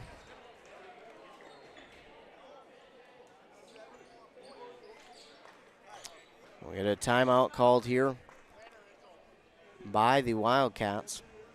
Didn't see if it was full or not. I believe it was. So we're going to keep it here. 73-40, the Wildcats trail. It was a tough start to the first half. They struggled to get on the board early, and then the Bulldogs piled on the threes early from Weiss. He hit 3 of them from anywhere he wanted. He probably could have threw one from full court and hit it. That's how hot he was at some point in this second half from 3. I mean, he threw one from the Chisago Lakes logo at letter C and L on the court. And, I mean, like Curry, like Steph Curry, shot it, turned around, walked back to get on defense because he knew it was going to be good, and it was. Sometimes that's just how it goes for one team. It did there during that stretch, and that's what has allowed the Bulldogs to continue their hot offensive run and get out to this now 33-point lead. And for the Wildcats, this offensively just hasn't been there tonight, unfortunately, and they'll try to find it as we go forward. Give to Sensky. Now out to Betts. It was at the top of the key. He was open, and they'll give it right back to him for 3. That one's no good, but rebounded by Beaver on the far side. Cowenhoven out to Beaver again. They'll work it to Betts, now to Beaver. Over to Will Walker for 3 on the near side. It comes up short. Cowenhoven will drop it in for 2. 73-42, quickly up the court. Oh, they left him all alone. It's an easy 2 for Harmoning. He was left all alone. Transition defense just didn't get back in time. Wildcats, again, doing a good job moving the ball around. Trying to find Cowenhoven inside, and it's stolen away by Brown. Brown will bounce pass to Weiss. Weiss thought about 3 and then drives inside. Mishandled that one, and it's going to go out of bounds. They're going to say last touch by the Wildcats.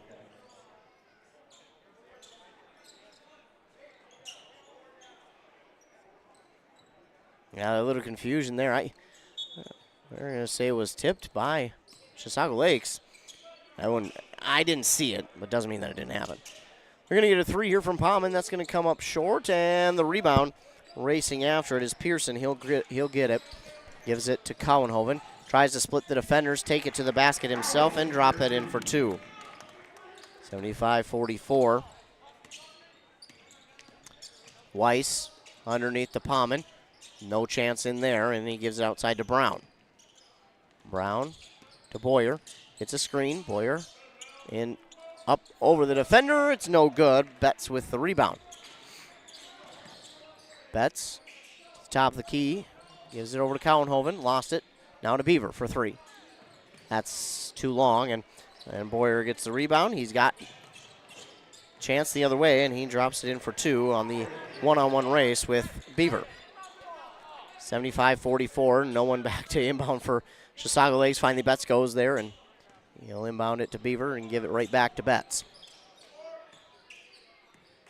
Betts waiting, goes near side, trying to drive inside. Shot is up and good. He's at 77-46. Weiss with it. Spin move inside. Now back out to Boyer. Boyer lost it. Stolen away by Pearson. Pearson tried to drive to the basket. Lost the ball, but it's knocked out by Becker. Wildcats will hold on to it. Underhill will check in for Cowenhoven. 2 in, 2 out for the Bulldogs. So Noost and Peterson in. Lasuda and Seifert will also check in for Walker and Betts. Beaver looking to inbound.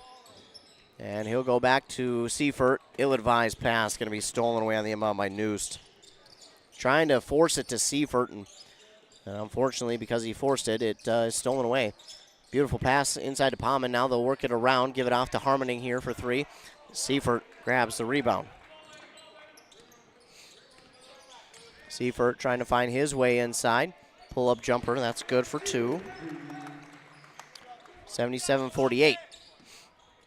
5:45 to go here in this second half. Of course, do believe we're at running clock as this one is missed. Underhill with the rebound. And Underhill going to get fouled. Maybe a little bit of ill-advised contact, but Peterson getting up slow, and he's hurt. Dang, you hate to see that. It will get Peterson on the foul and add quite literally insult to injury. Yeah, he's hurting. He's going to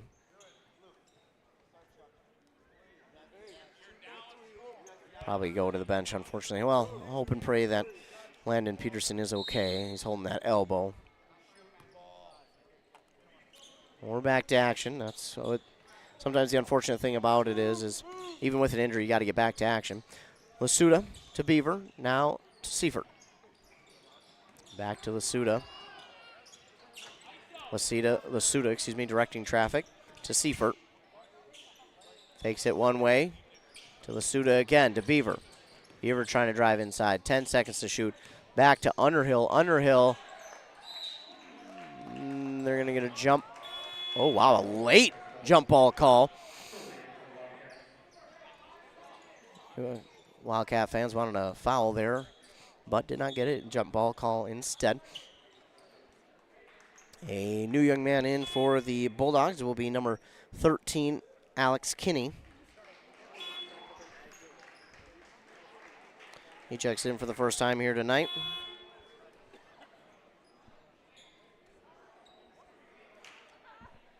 $77-48, 5:09 to go. In the game on that Embrace Orthodontics scoreboard. 5 seconds to shoot for the Wildcats once they get the inbound. Lasuda for 3. That's good. They get 77-51. Noose gives it off to Kinney. Kinney guarded by Seifert to Noose now.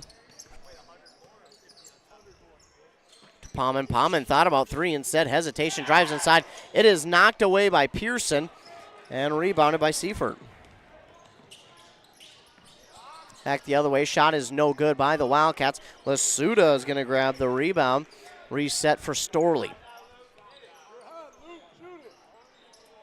Underhill gives it over to Seifert.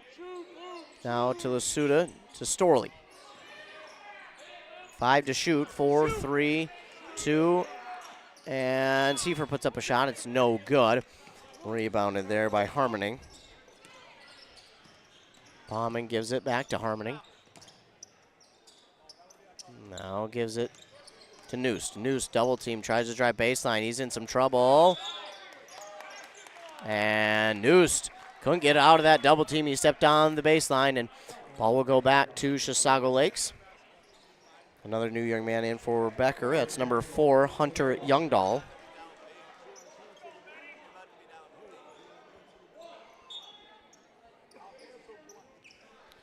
So Youngdahl in, and I think we're going to get a foul here on the Bulldogs on the inbound, or did he go out of bounds? Yeah, it was on Noost, his 4th. Another new addition. That's number 5 for the Bulldogs. That's Nolan Burrow. Or Burrow. 3 here is no good for Chisago Lakes. Cowenhoven with the rebound plus the and 1.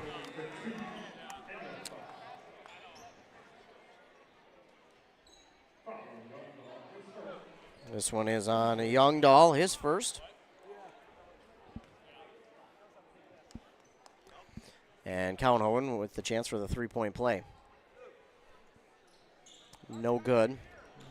Only get 2 there, and this one's going to go out of bounds. Knocked out by the Wildcats, they'll say. 77-53 is the score.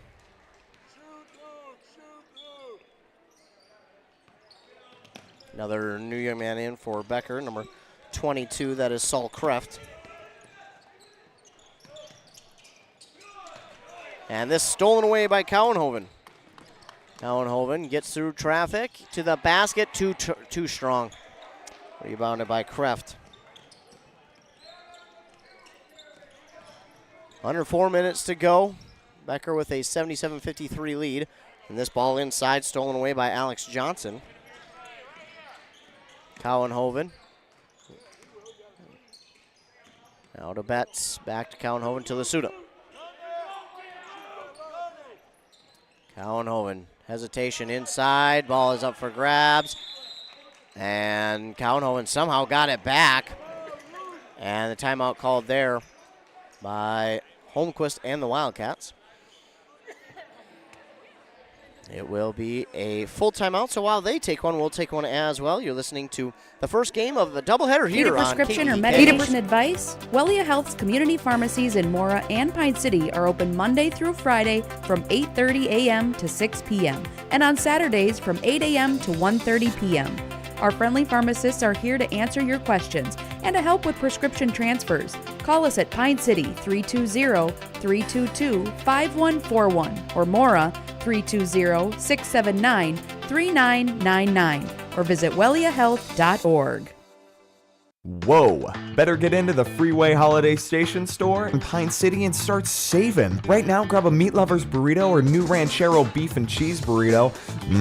I want one right now. Wash it down with everyone's favorite Celsius, buy one, get one free. And Holiday still has the $3, $4, $5 meal deals on some of your favorite items. Better get into the Freeway Holiday Station store and save. Open 24/7, 365. The Freeway Holiday Station store in Pine City. Back here on KBK, inbound to Lasuda. Back in the backcourt, he'll come to the front court, hand it to Cowenhoven. Cowenhoven, nice spin move, turnaround jumper is no good. Too strong on that one, and it's Harmoning who grabs the rebound. Quickly up the court, Kinney no good on the shot. Rebounded by Kreft. Give it over on the far side to Burrell. Now to Youngdahl, no good, stolen away by Lasuda. And Cowenhoven, shot is good for 2. 77-55. Becker coming back the other way quickly, though. This one's going to be knocked out by Cowenhoven. Alex Johnson will sub in for Cowenhoven.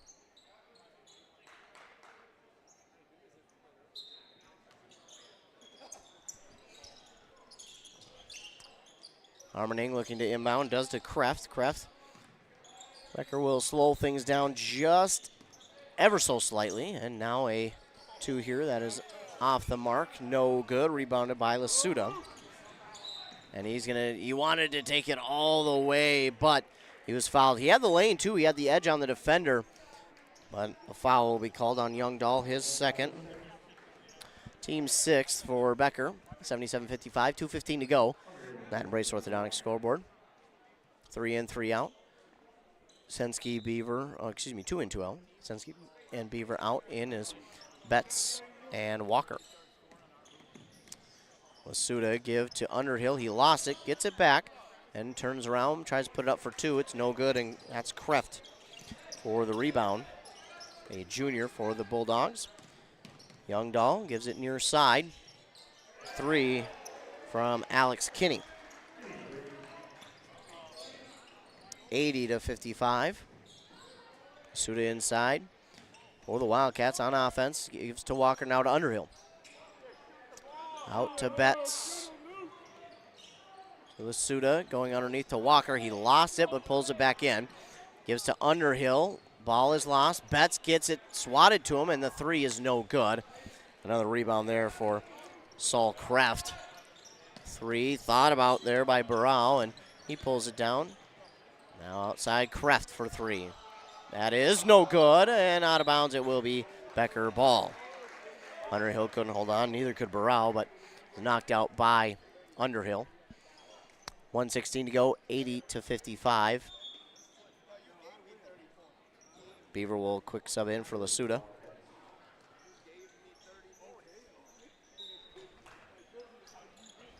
Kreft will inbound to Kinney.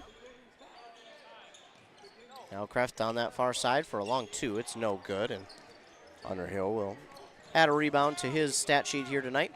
He drives inside, underhand pass to Walker. Now over to Beaver, and Underhill lost it. Rebounded by, or stolen away, by Kreft. Harmoning, give underneath to Kreft, and what a shot by Kreft to drop it in for 2. Under a minute now.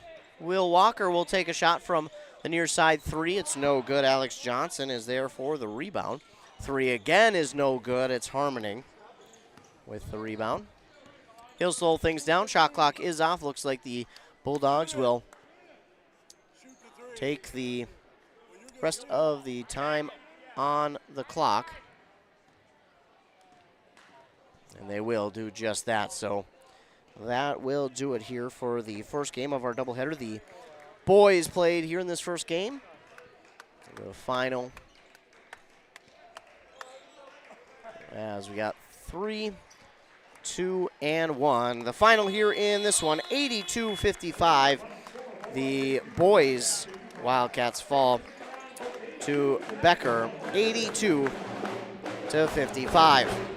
We're going to take a commercial break. We'll recap this game and then talk about what's coming up for the girls portion of this doubleheader as you're listening to doubleheader basketball on Nice 95.5 KBK. Your journey to smile with your forever starts at Embrace Orthodontics. The team at Embrace is committed to providing world-class care and a remarkable orthodontic experience. Choose between custom Light Force braces or Invisalign clear aligners with locations in Pine City, Lindstrom, and Cambridge, and a plan to fit your budget, whether you have insurance or not. Embrace Orthodontics will make your smile journey comfortable, convenient, and customized just for you. Visit EmbraceMN.com today to find out how to set up your free exam. EmbraceMN.com. Embrace Orthodontics, a smile you will embrace forever. Are you interested in a technical degree that can quickly help you land your dream career? Or maybe you've always dreamed of going to a 4-year college, but you'd like to start close to home. Either way, Pine Technical and Community College has you covered. PTCC offers more than 50 degrees in hot fields like healthcare, information technology, advanced manufacturing, and business. PTCC is now accepting applications. Financial aid may be available. Go online to pine.edu for more information. Pine Technical and Community College, connect with success. Brad here from Lee's Pro Shop in Pine City. We're a full-service lettering shop with a full line of athletic supplies for any sport. We have professional staff here at Lee's Pro Shop to customize your orders. We are the pros who specialize in athletic apparel and equipment. We even do trophies and awards as well as computerized engraving in the store. Let Lee's Pro Shop help you with any athletic apparel. Lee's Pro Shop, servicing our communities since 1973, where the passion for sports begins. Back here on KBEK. the final here in the boys game of the doubleheader. The Wildcats fall to the Bulldogs 82-55. It was a tough go of things there for the Wildcats, less than ideal, but again, we'll hit the nail on the head and again, probably be annoying with it, but again, when you look at this game, you'll look and say it was a consistency thing for the Chisago Lakes Wildcats. Unfortunately, just unable to get their offense going as consistently as they would like. And Becker, one of the biggest things for Becker here tonight was their ability to hit the long ball early and often. And when they hit it, man, they were hitting it again as often as you possibly could. And they did such a great job with those long balls that, the Wildcats just didn't have an answer.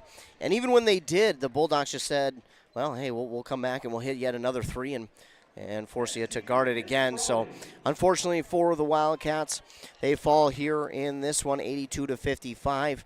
Again, not a lack of talent whatsoever. They had plenty of talent. They showed even at times there in that first half they were the better team, but unfortunately in this one they just offensively just couldn't find that consistency that they would have liked to have here in this one.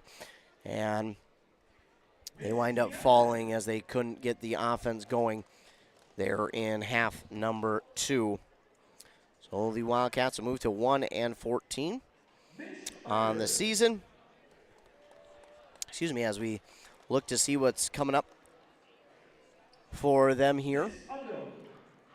And taking a look at the rest of this week, they will not play Friday or Saturday.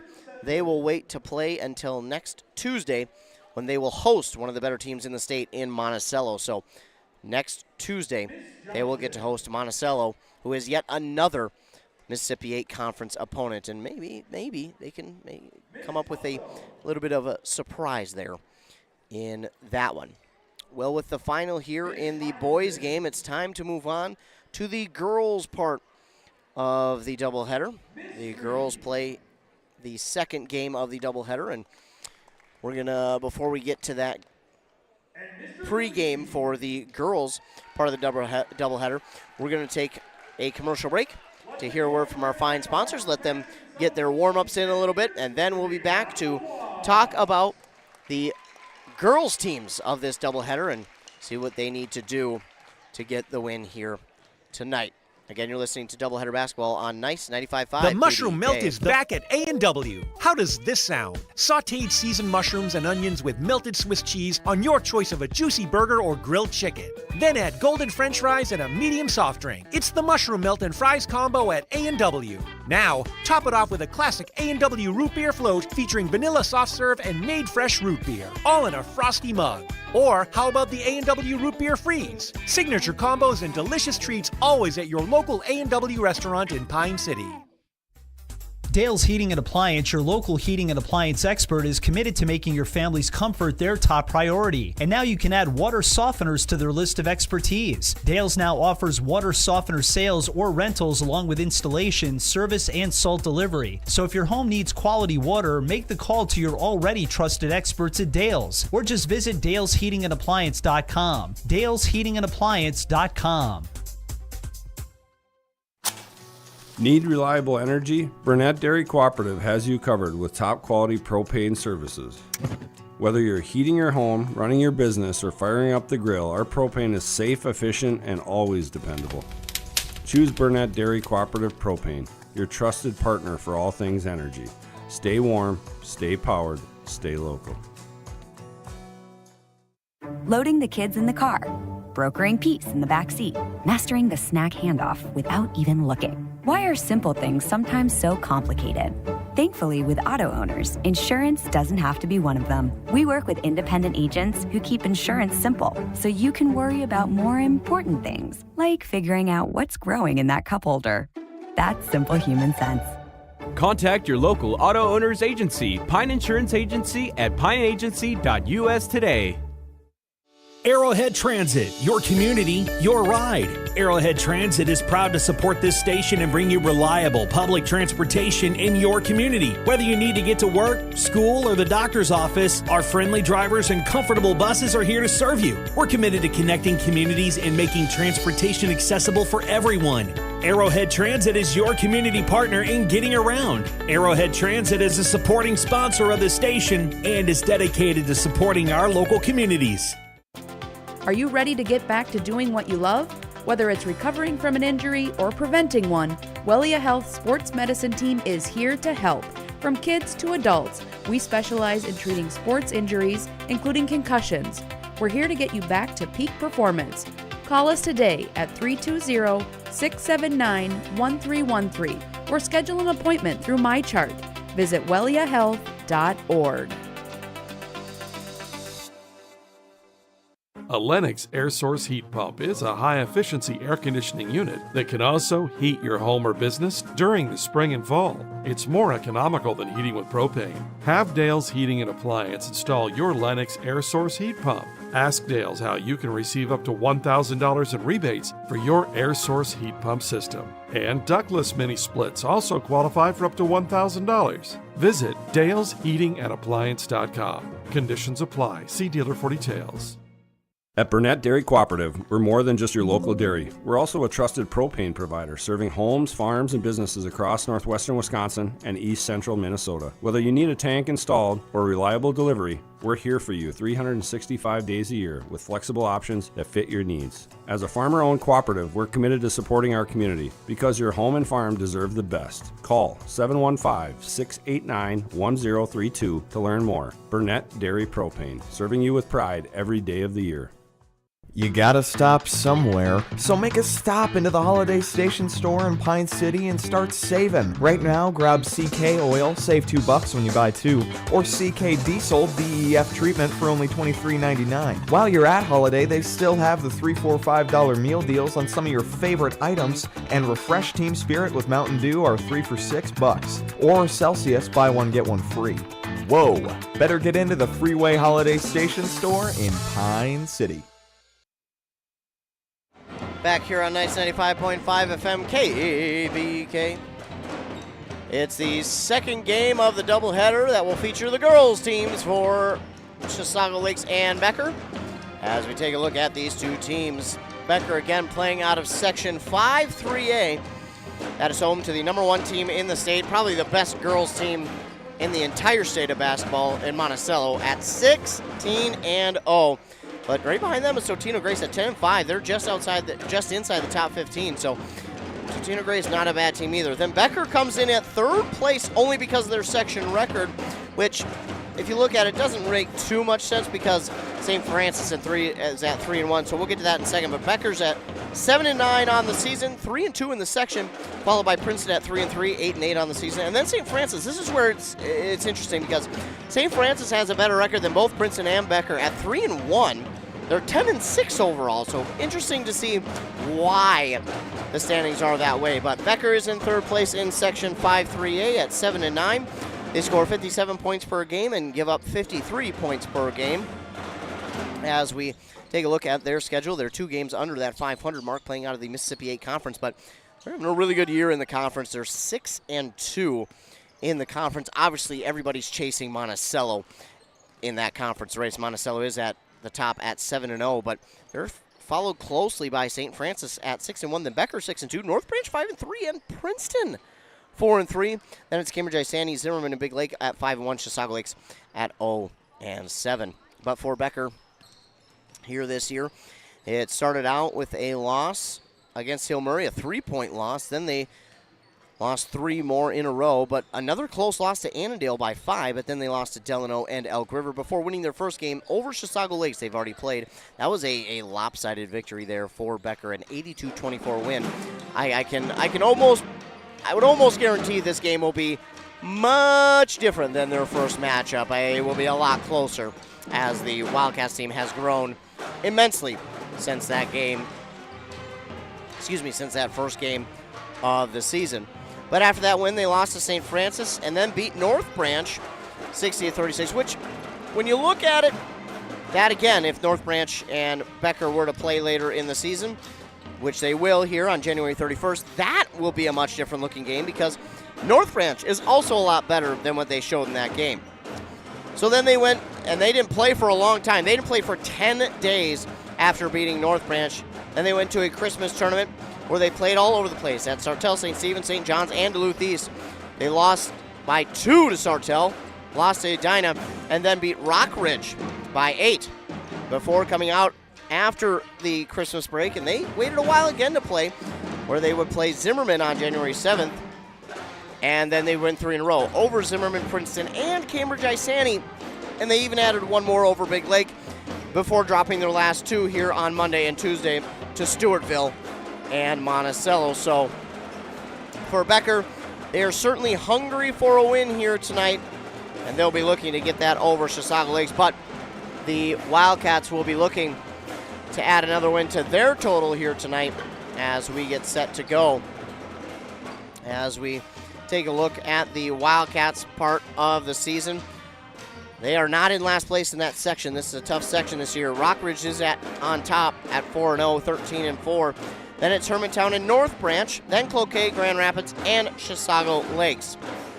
They are in that 6th spot at 1-2 on the season in the section and 2-13 overall. Kind of like the boys team, their offense lacks the consistency that they would like, only scoring 34 points per game while giving up over 56 points per game. So, unfortunately for this girls team, again, it is a young team, a very young team. Only a couple of juniors. The rest are sophomore, freshmen, 8th graders. So it is a young team. They'll gain a lot of experience this year, and I bet money in 2-3 years' time we'll be talking about this team competing for the number 1 spot in their section, if not the top. They're just going to be that good. But again, this is kind of a growing year as the inexperience and the youth is showing. But 2-13, as we take a look at their season, it was a rough start to the season. They lost 10 in a row, or 9 in a row, excuse me.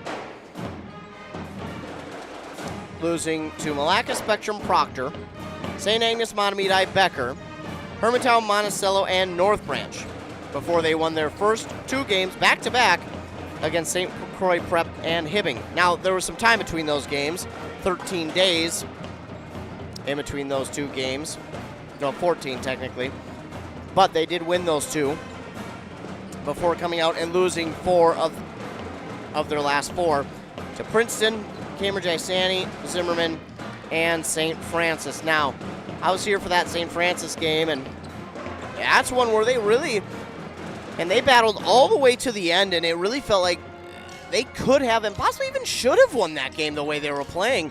Give them a little more time, and you're probably talking about a Chisago Lakes win there in that one, but that's not the way it went, unfortunately. And you look at some of their games here this year that could have been wins. You talk about a game against St. Agnes that probably could have been a win, maybe even against North Branch. You could argue Princeton, they probably could have played better, but certainly against Zimmerman and certainly against St. Francis. So this could be a 5-6 win team if they win those games. And unfortunately, that's not the way that sports work. You can't go back and say, well, if. Unfortunately, they would like to, but that's not the way it works. But again, this is a team that is going to be much better than what the record shows, much better than what they put on paper. This team is a very, very good team, a solid team for the Chisago Lakes Wildcats, and I promise you, there is a team. There's not one team that can look over this team, because once they do, Chisago Lakes is going to pounce on that, and they're going to say, all right, you look over us, well, we're going to come out and upset you then. And that's exactly what the Wildcats are hoping for. But they do play hard. They play very well, and again, unfortunately, they are without one of their younger stars in Annika Hall. Again tonight, she'll be out again with some sort of lower leg injury. She's one of the freshman stars, along with Claire Beaver. Her and Claire Beaver were really good together, but unfortunately for Annika Hall, is out with that leg injury, or lower body injury, we should say. But we're not going to speculate as to what it is, but it is unfortunate to see her out. So again, young team for Chisago Lakes. 3 juniors, 3 sophomores. The rest are freshmen and 8th graders. And they do a good job of kind of coaching those young ladies along the way and gaining that experience. And again, next year, 2-3 years down the road, we'll be talking about this team a lot, headed in the right direction and talking about a possible number 1 seed in the playoffs for this team going forward. So we're going to take another commercial break to hear word from our fine sponsors. We'll come back, talk more about this game and what's coming up on Nice 95.5 FM. KBEK. Embrace Orthodontics. Offers a unique specialized approach to orthodontic treatment with custom braces or Invisalign. The team at Embrace loves getting to know their patients personally and takes the time to make sure all your questions are answered. Their board-certified orthodontists use only the latest in modern technology to give you the best outcome possible. They work with your insurance company and offer flexible financing options to fit your budget. Call today to set up your free exam and see how Embrace Orthodontics can transform your smile. More online at embracemn.com. That's embracemn.com. Hey there, sports fans. Brad here from Lee's Pro Shop in Pine City, and we have a Lee's Crazy Sale going on. It's time to gear up for hockey, basketball, wrestling, or volleyball equipment, as it is all 20% off. That's right, 20% off all your favorite hockey, basketball, wrestling, and volleyball equipment. Whether you're a beginner or a pro, Lee's Pro Shop has everything you need to take your game to the next level. So don't wait. Stop by Lee's Pro Shop today. Save big on your favorite sports equipment. Hurry in for Lee's Crazy Sale. Lee's Pro Shop, where the passion for sports begins. A&W Restaurant Pine City is still making fresh root beer, that signature item since 1919. It's still made fresh and on-site with real cane sugar and a blend of secret ingredients. It doesn't get any better than this. Their world-renowned A&W root beer is a classic treat, and they can top it off with creamy vanilla soft serve to be known as the famous A&W root beer float. Now that's smooth, tasty, and refreshing. An American iconic A&W root beer float. It never tasted so good. A&W Restaurant Pine City. Come grab your root beer float today. Untangling your headphones, finding the right remote, saying goodbye to your favorite shirt that hasn't fit in 10 years. Why are simple things sometimes so complicated? Thankfully, with auto owners, insurance doesn't have to be one of them. Auto Owners works with independent agents who live in your community and answer when you call, so you can worry about more important things, like finding a new favorite shirt. That's simple human sense. Contact your local auto owners agency, Pine Insurance Agency, at pineagency.us today. Hey there, neighbors. Matt Winsan, CEO Burnett Dairy. Farmers are the people that wake up before the sun, who battle the elements, and tend to their crops and herds with a passion that runs deep in their veins. At this time, I would personally like to thank the farmers. From all of us at Burnett Dairy Cooperative to all of our incredible farmers, thank you. Burnett Dairy Cooperative. Real farms, real flavor. And we're back here on Nice 95.5 FM, KBEK. Coming up here shortly over on our WCMP stations on 106.5 FM AM 1350. It'll be boys hockey between Pine City and, believe it or not, Chisago Lakes. Chisago Lakes finding its way into our broadcast one way or another. But yes, Chisago Lakes will be playing up at Pine City. That is the 25th anniversary of the Civic Center in Pine City. I did not realize the first game at the Civic Center in Pine City was an 18-0 win for Pine City over North Branch. I did not realize that. That is lopsided as it gets. 18-0 for Pine City. So that's going on our AM station. Then on 100.9 FM, it'll be Adam Hefty calling a game between Bram and Ogilvie, and those two teams, girls basketball, those two girls basketball teams who are fighting for sole place of second in the conference, in the Great River Conference, and that is going to be big for those two teams coming up later on. Again, Crosby Ironton is at the top of that conference, undefeated. And I don't know if they're going to be beat. It'll be tough, but they could be beat. They could, but it's going to be tough for anyone to beat them. But right now, Bram and Ogilvie will go at it for sole possession of second place in the conference. And then, again, Andy Beckstrom. Andrew Duvall has got the call for the boys hockey game on 106.5 FM AM 1350 between Pine City and Chisago Lakes. So, again, the 25th anniversary of the Civic Center there in that one. And that should be a good one between those two teams. I think it was only a 2-point goal difference the last time they played here at Chisago Lake. So, this time around for Pine City, they're hoping that they can get a win here tonight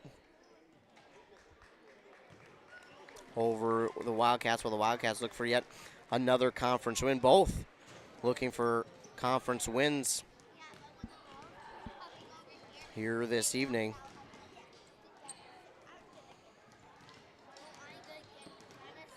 But in our game, it is the second game of the doubleheader. The Chisago Lakes girls taking on Becker. And we'll see how this one plays out. I think we're going to get one more commercial break, and then we'll get our starting lineups here on Nice 95.5 KB. Arrowhead Transit, your community, your ride. Arrowhead Transit is proud to support this station and bring you reliable public transportation in your community. Whether you need to get to work, school, or the doctor's office, our friendly drivers and comfortable buses are here to serve you. We're committed to connecting communities and making transportation accessible for everyone. Arrowhead Transit is your community partner in getting around. Arrowhead Transit is a supporting sponsor of the station and is dedicated to supporting our local communities. Resetting your password, unsubscribing from emails, printing anything. Why are simple things sometimes so complicated? Thankfully, with an auto owner's insurance independent agent, getting the right coverage for your business doesn't have to be one of them, so you can get back to more important things, like learning how that printer works. That's simple human sense. Contact your local auto owner's agency, Pine Insurance Agency at pineagency.us today. Need a prescription or medication advice? Wellia Health's community pharmacies in Mora and Pine City are open Monday through Friday from 8:30 a.m. to 6 p.m. and on Saturdays from 8 a.m. to 1:30 p.m. Our friendly pharmacists are here to answer your questions and to help with prescription transfers. Call us at Pine City 320-322-5141 or Mora 320-679-3999 or visit welliahealth.org. Whoa! Better get into the Freeway Holiday Station store in Pine City and start saving. Right now, grab a Meat Lover's burrito or new Ranchero beef and cheese burrito. I want one right now. Wash it down with everyone's favorite Celsius, buy one, get one free. And Holiday still has the $3, $4, $5 meal deals on some of your favorite items. Better get into the Freeway Holiday Station store and save. Open 24/7, 365. The Freeway Holiday Station store in Pine City. Your journey to smile with your forever starts at Embrace Orthodontics. The team at Embrace is committed to providing world-class care and a remarkable orthodontic experience. Choose between custom Light Force braces or Invisalign clear aligners with locations in Pine City, Lindstrom, and Cambridge, and a plan to fit your budget, whether you have insurance or not. Embrace Orthodontics will make your smile journey comfortable, convenient, and customized just for you. Visit EmbraceMN.com today to find out how to set up your free exam. EmbraceMN.com. Embrace Orthodontics, a smile you will embrace forever. Back here on KBEK, Nice 95.5 FM. As we get ready for the second game of this doubleheader. We get ready for the starting lineups as we'll get the lineups for Becker. So starting for the Bulldogs will be number 0, Adele Changamary. Number 1, Anderson Changamary. Number 2, Josie Reckelberg. Number 4, Lauren Kroll. And 23, Tess Brown. They are, of course, head course by Dan Baird. On the other side for your Wildcats, it'll be number 1, Claire Beaver. Number 15, Lucy Asleason. Number 20, Kayla Larson. Number 24, McKenna Thorson, and number 30, Rand Goring. So we get ready for tip-off as Wildcats get their starters introduced by our morning show host over on 100.9 FM. Joshua Miron, the PA announcer here tonight for Chisago Lakes.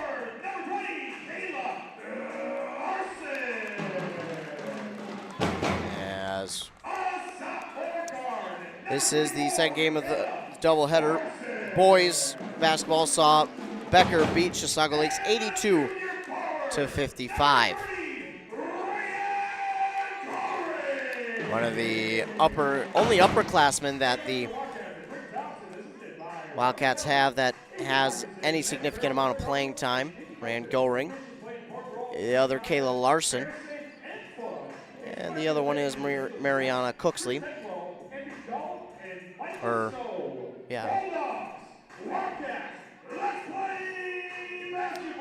So you got the three juniors who will see some significant time out on the court, but the two that started are Kayla Larson and Rayanne Goring. Again, no seniors on this squad for Chisago Lakes. It's a young team, but they're getting so much experience this year. I can't wait to see what they'll be 2-3 years, even next year, really. Going to be a lot of fun to watch. Both teams out on the court, getting ready for tip-off. Looks like it will be Anderson Changamare, or I apologize if that's not how you pronounce that last name. Anderson, and looks like it'll be Kayla Larson at center court for tip-off, and it is won by Becker. So Adele with it. She'll give it over now to Reckelberg. In the corner to Kroll. Kroll driving baseline. Gives it off to Brown, and Brown shot is no good. Rebounded here by Claire Beaver. Taking it up the other way. Inside, it is blocked and stolen away by Kroll. Well, Bulldogs have it the other way. With it is Reckelberg, giving it off on the far side. And that is Adele's shot, no good. Rebounded there by Asleason. Beaver calling out the play. She'll give it on the far side to Thorson. Thorson trying to go inside to Beaver. Beaver, bounce pass on the near side to Asleason. She spins inside, trying to find a shot off, but that is blocked and stolen away. Kroll with yet another block. Taken by Tess Brown on the steal, and Bulldogs come back the other way. Oh, maybe one too many steps there by Reckelberg, but she's going to drop it in for two. It was close. I don't know if she did travel, but it was unfortunately way too close. And this one is stolen away by Anderson and now taken back by the Wildcats on the rebound by Larson. On the shot, no good. Kayla Larson bounce pass to Asleason. She'll give it, wanted to go back to Larson.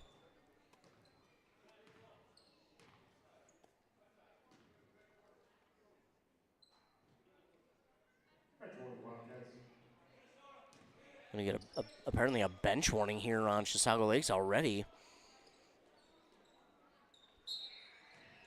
Well, the Wildcats will keep hold of the ball, but do got that bench warning early on, unfortunately, and that won't bode well.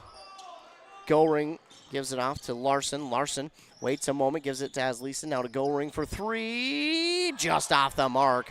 Rebounded by Adele, and so as not to botch their last names, I'm going to just call Adele and Anderson by their first names. Anderson with it on the far side for three. That's good. And that makes it 5-0 Becker. Claire Beaver double team. Becker does like to put on the full court press. Beaver falling with the ball.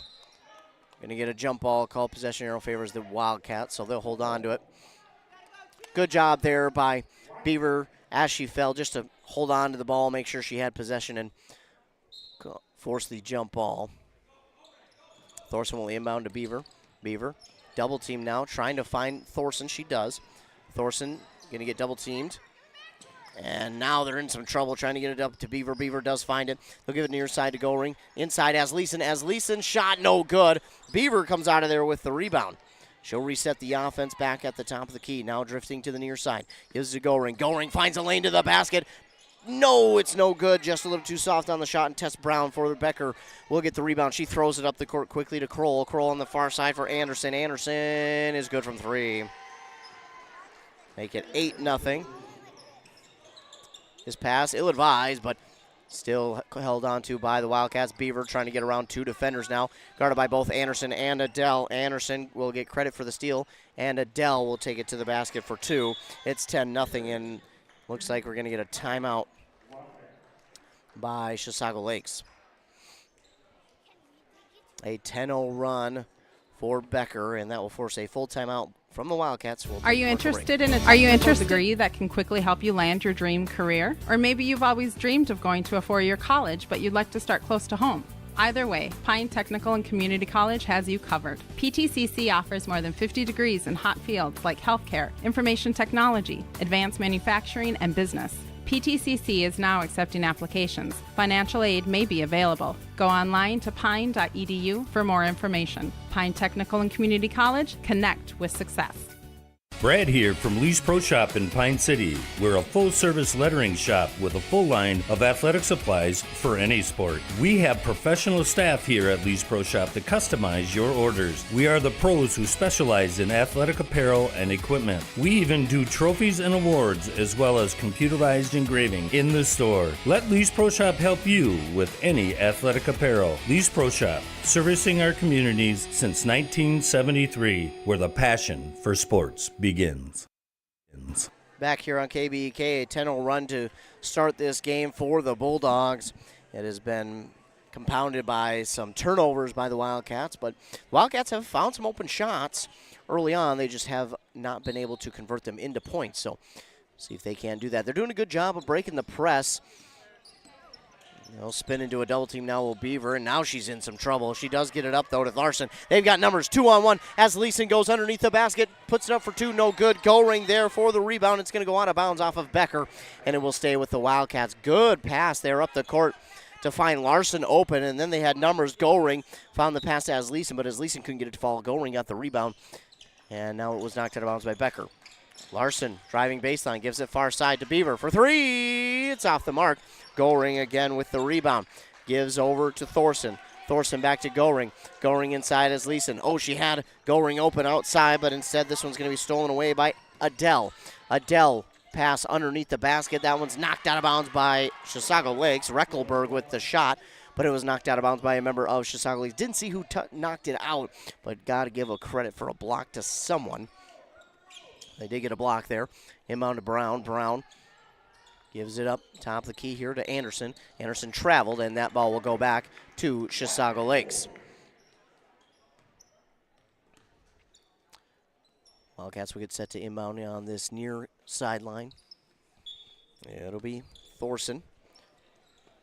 Will inbound to Beaver. And Beaver will give it over to Larson. Larson up the court in the offensive zone. She stops, gives back, trying to find some way around the two sisters. She gives it over to Thorson. Thorson has it, gives it to Beaver. Beaver near side will get out of the corner and now give it to Asleason. Asleason wanted Goring, but Goring drives inside. Now she gets for a screen. Goring top of the key, three. It's just off the mark. Rebound there by Kroll. Kroll up the court, guarded by Larson. Give across the court, trying to find Adele, but that is well over her head, and it will be another turnover. It will go back to the Wildcats. Just under 14 minutes to go. 10-0 is the Becker lead. We'll get a sub here. In for the Bulldogs is number 11, Juliana Stock.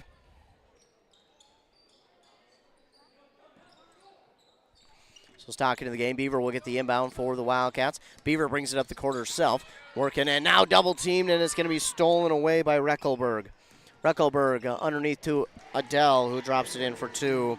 Makes it 12-0. Bounce pass in to Beaver. Beaver, I thought, had a chance. Now we're going to get a kickball here by Anderson. Another two subs in for the Bulldogs. We'll see 12 and 22. 12 is Addison Petty. 22 is Murnack.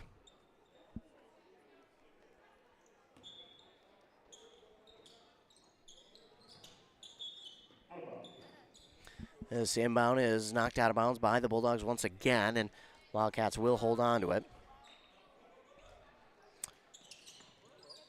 Larson will inbound here to Thorson. It's knocked out by Thorson, so Becker will get it back. Turnovers have been the key to this first part of the game. A 12-0 start for Becker. Becker will inbound in their own offensive zone. Bounce pass here to Petty.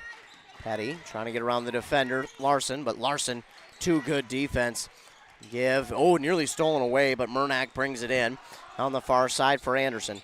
Anderson, 2 seconds to shoot, 1, and she'll drop it in for 2. 14-0 run to start the game for Becker. Bounce pass inbound here to Thorson. Thorson lost it, stolen away by Anderson, and give it off to her teammate for 2. And that's going to be, I think, Stash or Stock? I couldn't quite hear. Now I think we get a kick ball again by Anderson, so we'll stay with the Wildcats. And we'll get another timeout here. I think this one again by the Wildcats. We'll wait. 16-0 is our score. Yes, it will be a timeout by Chisago Lakes. It'll be a 30-second timeout. We'll keep it here. 16-0 start for the Becker Bulldogs. Wearing their white away uniforms, their Carolina blue numbers and letters outlined looks like in black. The black trim on the neck and the sleeves, and the blue stripe on the bottom of the short, more of a triangle shape. And the Wildcats wearing their forest green home uniforms, the gold trim on the neck and the sleeves, and the gold stripe down the side of the jersey and the short, the white letters and numbers outlined in that gold as well.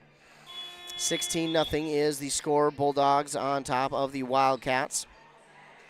Again, it's that full court press that the Bulldogs provide that the Wildcats did an okay job with early on, but have since found it a little bit tougher to get around. And now into the game for the Wildcats is number 12, that's Mariana Cooksley. This one's going to be stolen away. And a 3 by Reckelberg, stolen away by Petty. So it's 19-0. And then this ball will be knocked out of bounds by Becker. It will stay with the Wildcats. Also into the game for Chisago Lakes is 31, Madison Eagle. Been really impressed with her this year.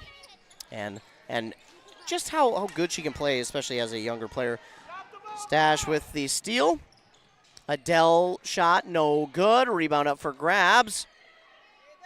Jump ball. It was originally rebounded by Becker, but great job by Thorson to get her hand in there.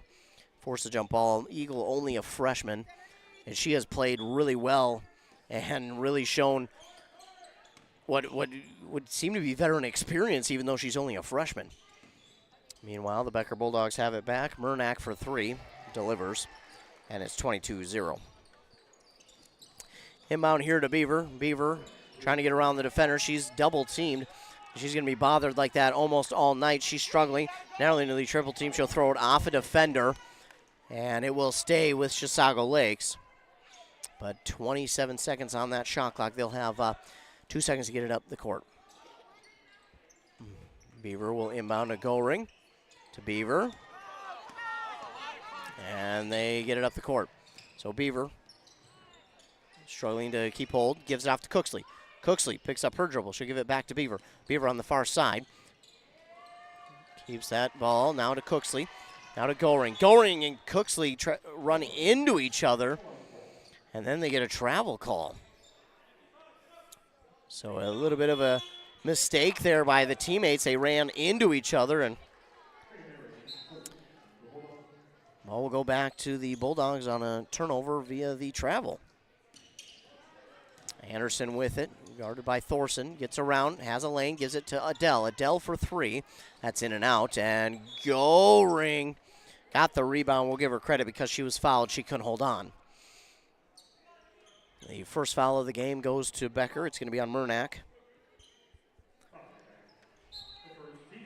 Beaver will get set to inbound for the Wildcats. Trying to go to Goring. Now wanting Thorson. She'll look to Goring again. And the pass zigged when Goring zagged, and the ball will go back to Becker on that mistake.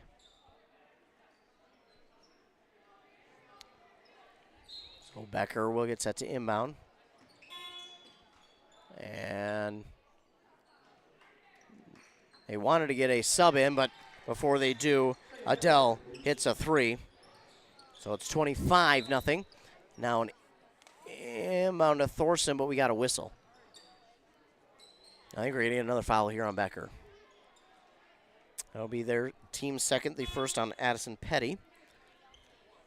And now we'll see a couple of subs here for the Wildcats. In for the first time is Cara Hall. And this pass inbound to Hall is through her hands, and it will go out of bounds. It will go back to Becker. Yet another turnover, and they have piled up already into double digits on the steals and the turnovers, closing in on 20. And we're not 8 minutes into this one. 11:20 to go, 25-0 Becker. Adele for three, it's no good. Anderson's going to get the rebound, and that shot is no good. And it was rebounded by Stash. Now on the near side, pass to Anderson, knocked out of bounds by Larson. It will stay with Becker. 11:04 to go. Still 25-0 Becker with the lead. Inbound here to Addison Petty. Now over to Adele. Adele looks, gives to Stash for three. It's off the mark. Larson trying to get it, but it's going to be Anderson with the rebound. Anderson looking, finding a cutting Petty to the basket, but she was guarded well. She'll give it back outside, and a three there for Murnack. 28-0. Inbound to Goring. Goring double team, gives it up to Larson. They finally break out of that press. Now into the offensive zone. They've got numbers. Cooksley for two, and they're finally on the board. A 28-0 run for Becker to start the game. And now a steal here by Goring. And they're going to say this is out of bounds, knocked out by, they're going to say the Wildcats. So it will be Becker ball. Chisago hits a two, goes back the other way, gets a steal, but then unfortunately the mistake here will lead to the possession again for Becker. Petty with it. Addison Petty, a junior for the Bulldogs. Anderson with it, back out to Adele. Adele trying to drive inside. Gives now to Stock. This shot is no good. Rebounded by Larson. Larson will bring it up the court into the offensive zone. Start and stop. She drives inside. High shot off the glass, no good. She gets her own rebound, backs it out to Goring. Now to Hall. Had it poked out, but no, she's going to get fouled. They're going to get Petty for the foul. That'll be her second, team's third. Checking in is Reckelberg and Kroll for Petty and Stock. Hall wanted to inbound to Larson. No go. She'll give it into Goring. Goring to Hall. Hall thought about three. Now takes it inside. Backs out to Goring. Goring trying to get some separation. Nothing doing there. And nice move there. A long two is off the mark. But Larson will grab the rebound. Larson inside. Tries the layup. That's no good. And it's rebounded by Anderson. Anderson up the court. Gives it out to Adele for three. That's good. Makes it 31-2. Again, full court press put on by Becker. Larson breaks that press, gives it over to Cooksley. Cooksley trying to go inside to Eagle, but it's stolen away by Kroll. And now here come the Wildcats up the court. And, Larson nearly got the steal. She got her hand on the pass. Couldn't quite keep it in bounds. So we'll stay with the Bulldogs. We'll see Thorson check in for Goring.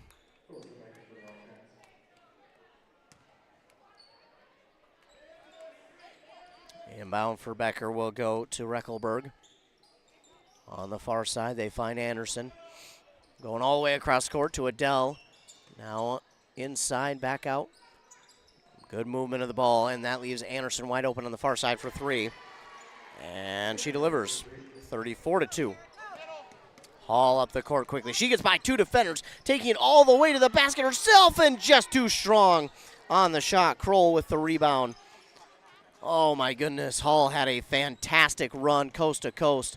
And now this shot up by Anderson is no good. Madison Eagle was there, bumping bodies, making sure she didn't get it off cleanly. Cooksley will get the rebound. Hall on that far side.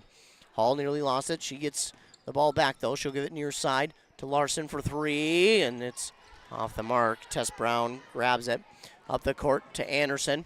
Shot is no good, but they're going to hit Cooksley for the foul. Our first, team's first. And it'll be Anderson at the line to shoot 2. 8 minutes to go, 34-2, Becker with the lead.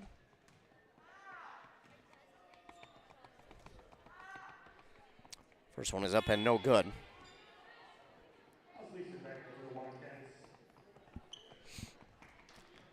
Lucy has Leeson in for Cooksley.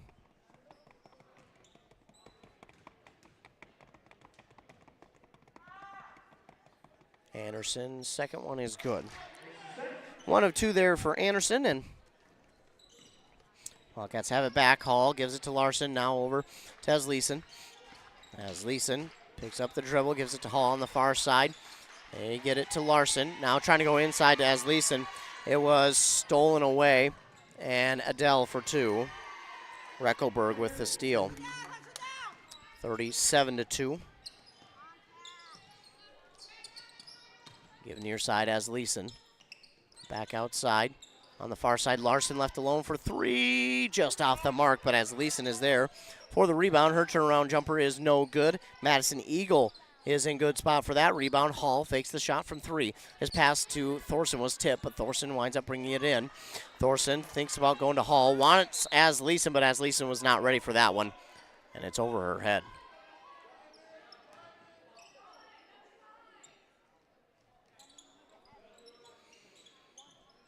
Becker will bring it forward. They'll get it to Adele. Now Adele up the court, pauses. Give back to Reckelberg on the far side for Kroll. Kroll on the near side, Adele. Adele to Anderson. Anderson wanted the 3, but guarded well, so she'll give it back on the near side. Tess Brown has it. They'll go inside, back outside. Brown thought about 3, instead drives baseline. In some traffic, and no, Madison Eagle almost had the steal, and Tess Brown picks it back up, and when she does, she fell to the floor and stepped on the baseline, and it will go back to Chisago Lakes. 37-2 is our score.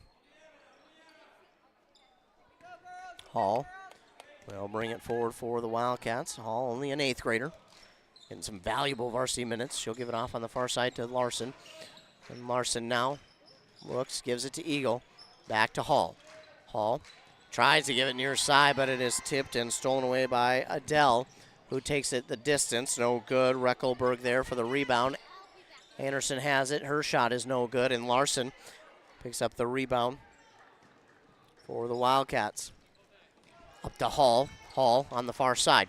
Pass to Thorson. Thorson trying to fake a shot and drive, but gives it to Hall once again. Back over to Thorson. Again, Hall into Eagle.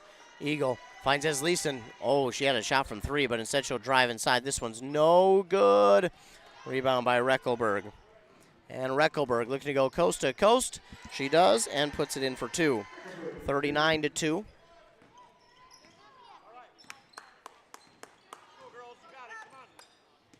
Hall trying to get around the defender and gives it over to Thorson. Excuse me, that's Larson. Larson back out to Hall. Hall lobs inside for Eagle on the near side as Leeson along 2. It comes up short. And inside, rebound by Larson, but now the pass stolen away there by Kroll. Adele takes it all the way, and then it was stolen right back by Thorson. Up to Hall. Hall goes near side to Thorson, but it's knocked out of bounds by Adele, so we'll stay with the Wildcats. Get a substitution in, Petty in for the Bulldogs. Beaver, Goring, and also Lily Smith in for the Wildcats. Smith in for the first time here tonight. She gives to Goring. Goring looks, gives near side to Beaver. Beaver inside to Eagle. Eagle, I mean, they had 3 girls on her. They need to find an outlet pass, and they will get it off to Beaver. Now on the far side for Smith, inside Eagle. They're setting her up for that shot. It's no good. And rebound up for grabs. It'll be Anderson taking it for Becker. She's guarded by Asleason. Now Asleason providing some pressure, and that one's knocked out of bounds. And it will be Chisago Lake's ball. Anderson wants a foul call. Not going to get it. Just great defense there by Asleason. Yeah, that's just good defense.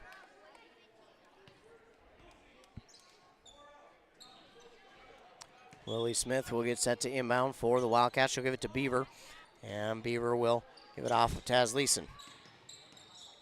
As Leeson on the far side, Goring for three. It's good. 39-5. As the Wildcats get back on the board. Here come the Bulldogs. Petty with it. She gives it back outside to Anderson for three. That's in and out. And Tess Brown had the rebound, but it was knocked out and stolen away by Eagle. Beaver. Up the court over to Lily Smith on the far side. Smith with it, holds on, gives it to Goring. Goring now to Smith. Smith for three, off the side of the rim, no good. It's going to be Petty who picks it up for the Bulldogs. Back the other way. A long layup is no good, and it's Eagle who pulls in the rebound. Beaver with it, gives it to Smith, now to Eagle, and this ball is tipped and stolen away by Kroll. Up the court to Adele, but it is too far and out of bounds. It will go back to the Wildcats. Cooksley will sub in for Asleason. Dash in for what I believe will be Adele on the other side. So Claire Beaver works with it. Up the court, drifting to that far side, looking near side for Smith. Now instead we'll go to Goring. Goring holds on, drives inside, trying to find a lane. Back out to Beaver. Beaver back to Cooksley. On the far side, Goring. She'll put it up over the defender. That's on top of the backboard, which will be out of bounds, and it will go back to Becker. Subbing in for the first time here tonight for the Wildcats is number 14, Annika Smith.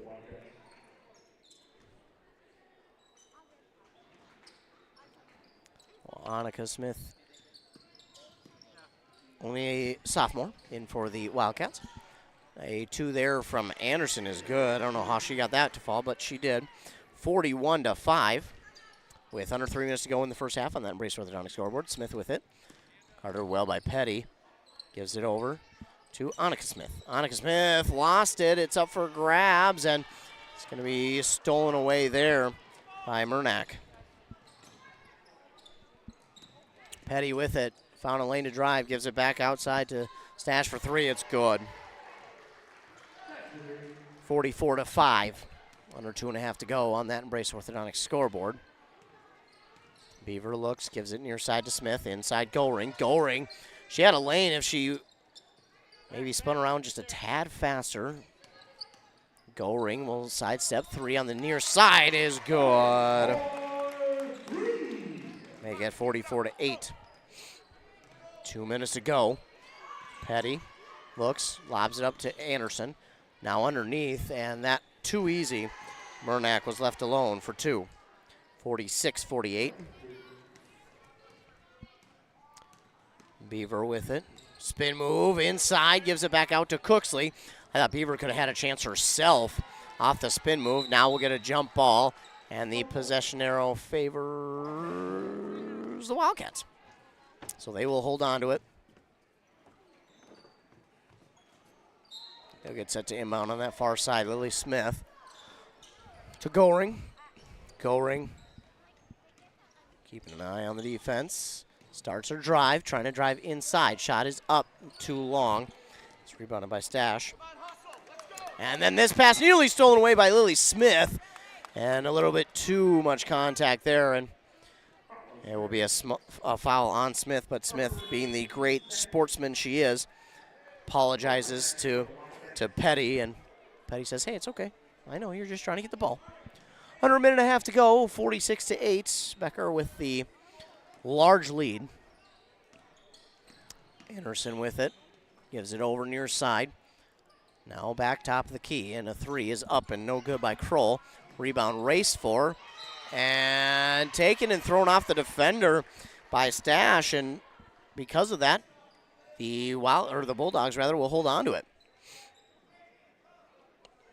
So a great athletic hustle play by Stash to keep the ball for the Bulldogs. Anderson with it, gives it off near side Petty. Petty over to Kroll. Kroll gives it back to Petty. We're going to get a, I think she went out of bounds there, so Ball will go back to the Wildcats with under a minute to go. Beaver will give it off to Smith. Smith wanted to go to Thorson, but instead she'll drive it inside. Back out to Goring. Goring on the far side to Thorson. Near side Beaver. Beaver waiting for Thorson to drive inside. A bunch of hands on her. Cooksley with it now. She gets through contact, and we finally get a foul call. Cooksley was waiting for that to be called. She had to work through about 3 different sets of hands. We finally get the foul call there, and that one will be on Anderson. Her first, team's 4th. Beaver looking, nobody getting open. She'll find the inbound to Cooksley. Cooksley dropped it, but she gains it right back. Cooksley nearly lost it again. Good defense. She'll give it over to Smith. Smith had it poked out. She grabs it back. Drive to Beaver. Beaver can't get it to drop in, and it's rebounded by Anderson. Bringing it back up the court. Beaver, good defense. Smith forces her to pick it up. She'll give it over now to Murnack. 20 seconds. Shot clock is off. Back up, top of the key to Murnack. Murnack will give it near side to Anderson. Anderson spins back around. Will they wait for the last shot? We'll see. Give it over on the far side. Petty. Petty's going to drive baseline. Give it over near side to Kroll. 7 seconds to 6. Shot is up. No good, but we're going to get a late whistle and a foul on the Wildcats.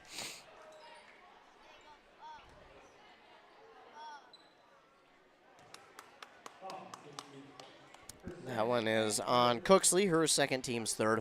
Anderson Changamire or Meyer at the line to shoot 2 again. I apologize if I am botching that last name, so I have just kind of stayed away from it and said both her and Adele's first names, as this one is up and good. And this one gets the friendly bounce and is good. 48-8. Inbound here to Claire Beaver, nearly stolen away, but it's knocked out of bounds. It will go and stay with the Wildcats. Again, full court pressure going to be showed here by Becker.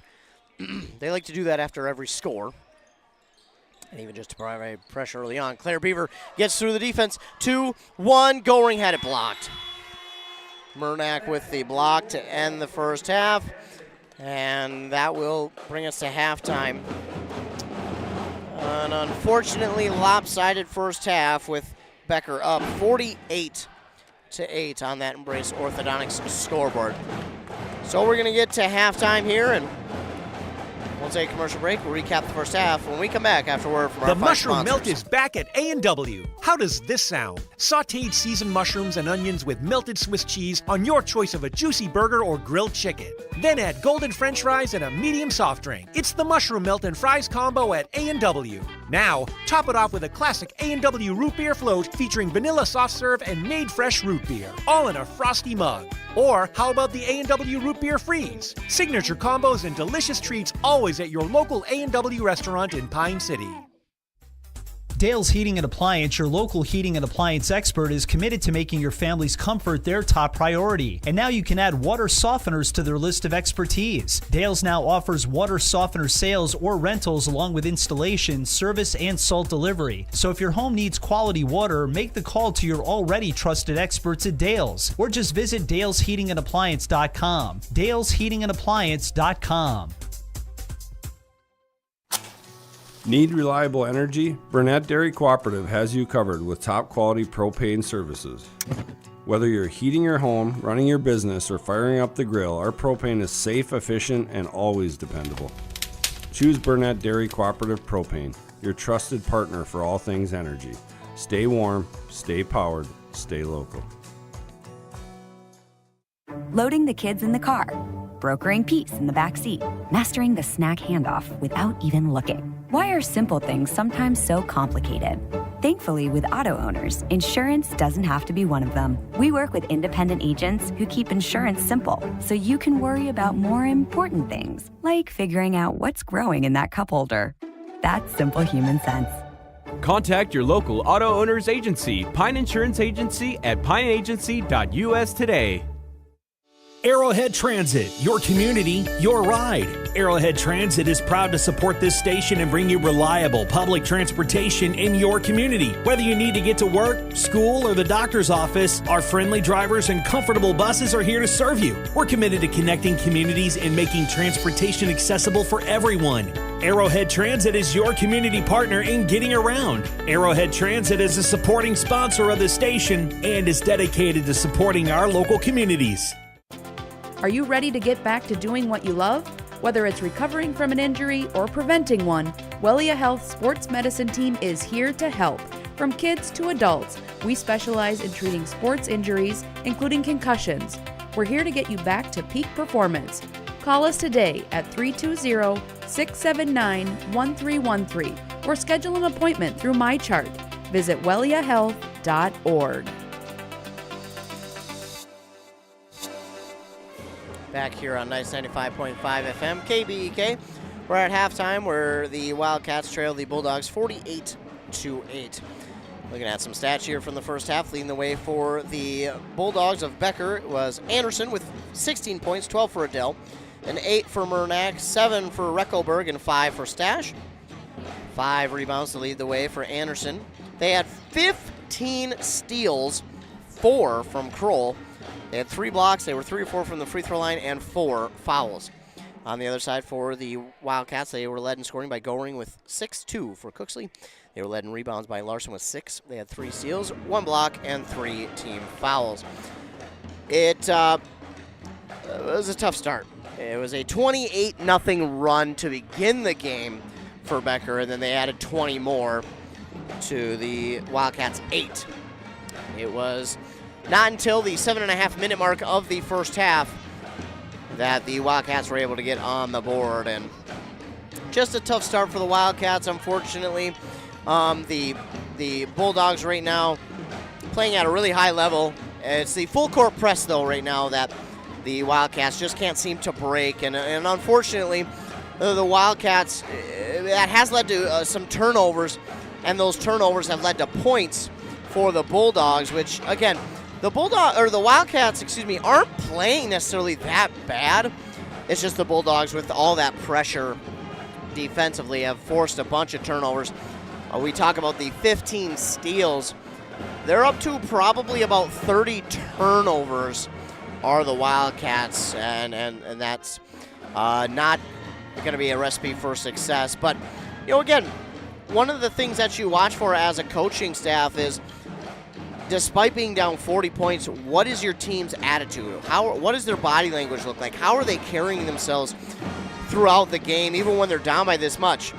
Well, obviously it's some frustration, but one of the things that I've liked that I've seen from the Wildcats, even being down by 40, is they're not hanging their heads. They're getting back defensively. They're still keeping up the pressure. They're still providing that pressure. They're still playing hard. They're still playing with a ton of heart. They're still playing with a ton of effort and hustle. And that's what you love to see. Even though your team is down big, you're still coming out. You're still playing hard. You're still playing with a bunch of heart. You're still hustling back and forth.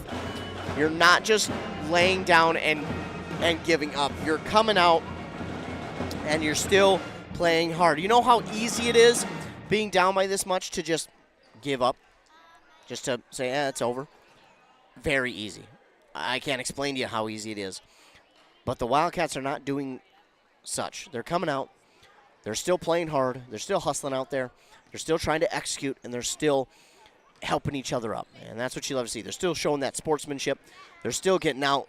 And even though, someone might fall, they might foul hard, they might be battling for a rebound, might be a little aggressive, they're still showing that sportsmanship and helping each other up, telling each other, hey, sorry about that.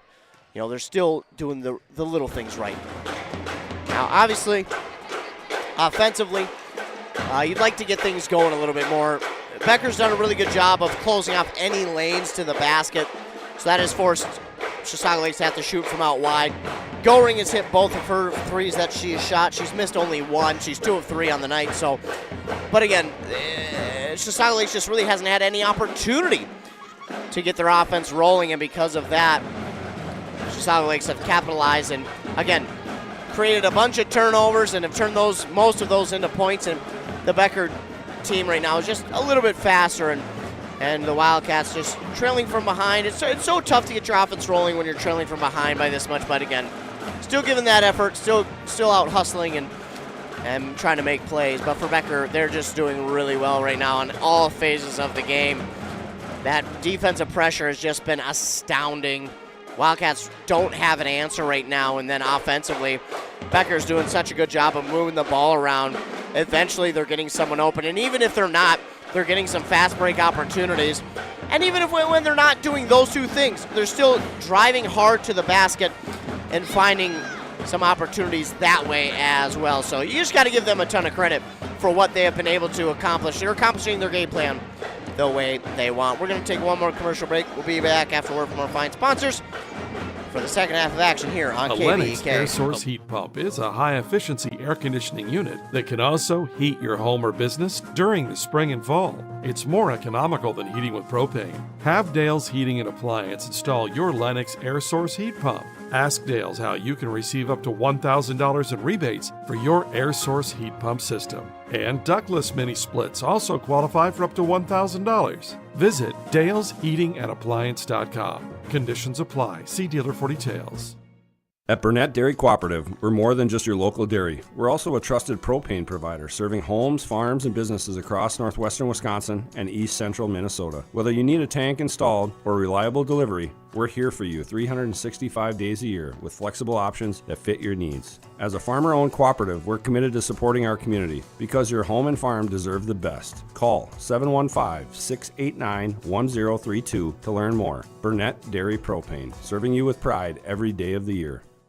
You gotta stop somewhere, so make a stop into the Holiday Station store in Pine City and start saving. Right now, grab CK Oil, save $2 when you buy 2, or CK Diesel DEF treatment for only $23.99. While you're at Holiday, they still have the $3, $4, $5 meal deals on some of your favorite items, and Refresh Team Spirit with Mountain Dew are 3 for $6, or Celsius, buy one get one free. Whoa! Better get into the Freeway Holiday Station store in Pine City.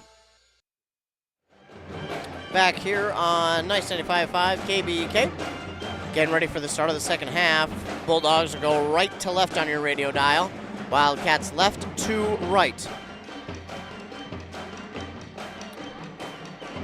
Both teams back out onto the court, getting set for this second half of action.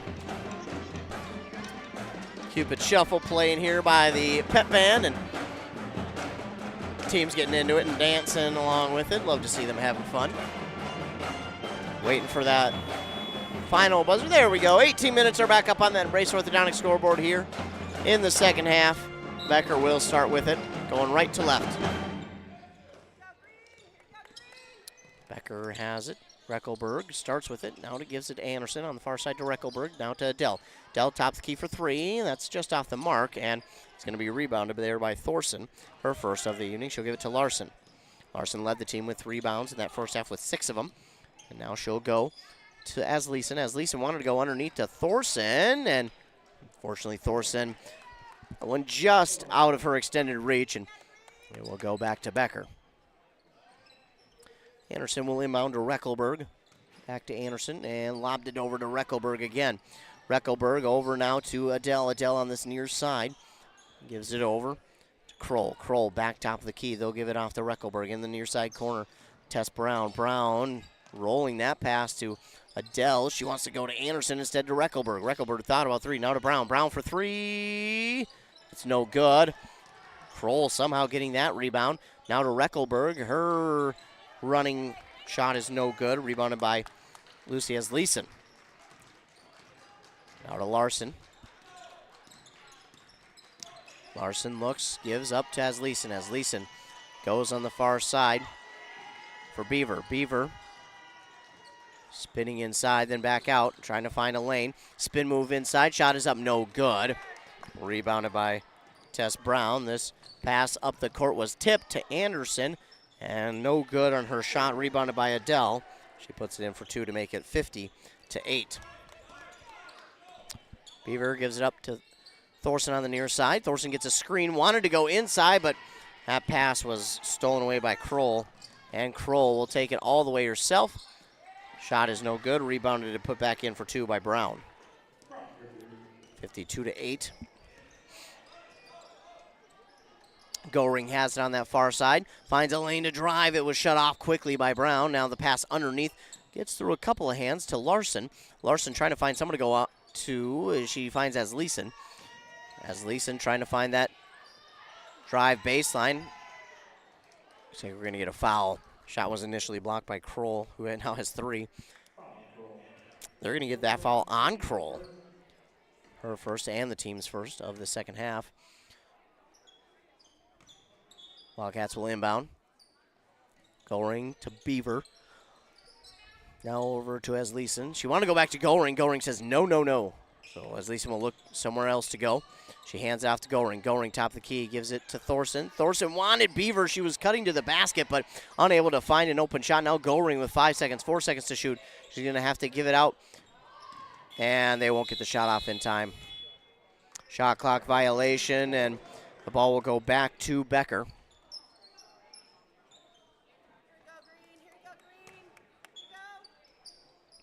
Reckelberg will get the inbound, starting in the backcourt. Turns on the Jets, gives it over to Adele. Adele thought about 3 and wanted to go to Tess Brown, but Tess Brown cut to the basket. The pass went behind her.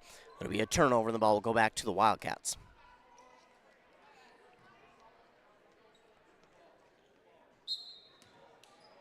Inbound to Beaver, and Beaver up the court with it. Bounce pass on the far side for Thorson. Thorson nearly lost it. Wanted to go to Goring, but Goring was guarded well. She does get it to Goring eventually. Now Goring wants to get it to Asleason. Nearly stolen away, but great job by Larson there to tip it back for the Wildcats. Now Beaver driving inside. That one is tipped and blocked and stolen away by Reckelberg. Up to Adele on the far side for 3. That is no good, and Thorson's there for the rebound. She'll hand it off to Beaver. With under 15 minutes to go, she gives it to Goring. Goring to Asleason, back to Goring. Goring for 3, just off the mark. Rebound up for grabs, and it was taken by Brown. She'll get it off to Kroll, who gives it up to Adele. And Adele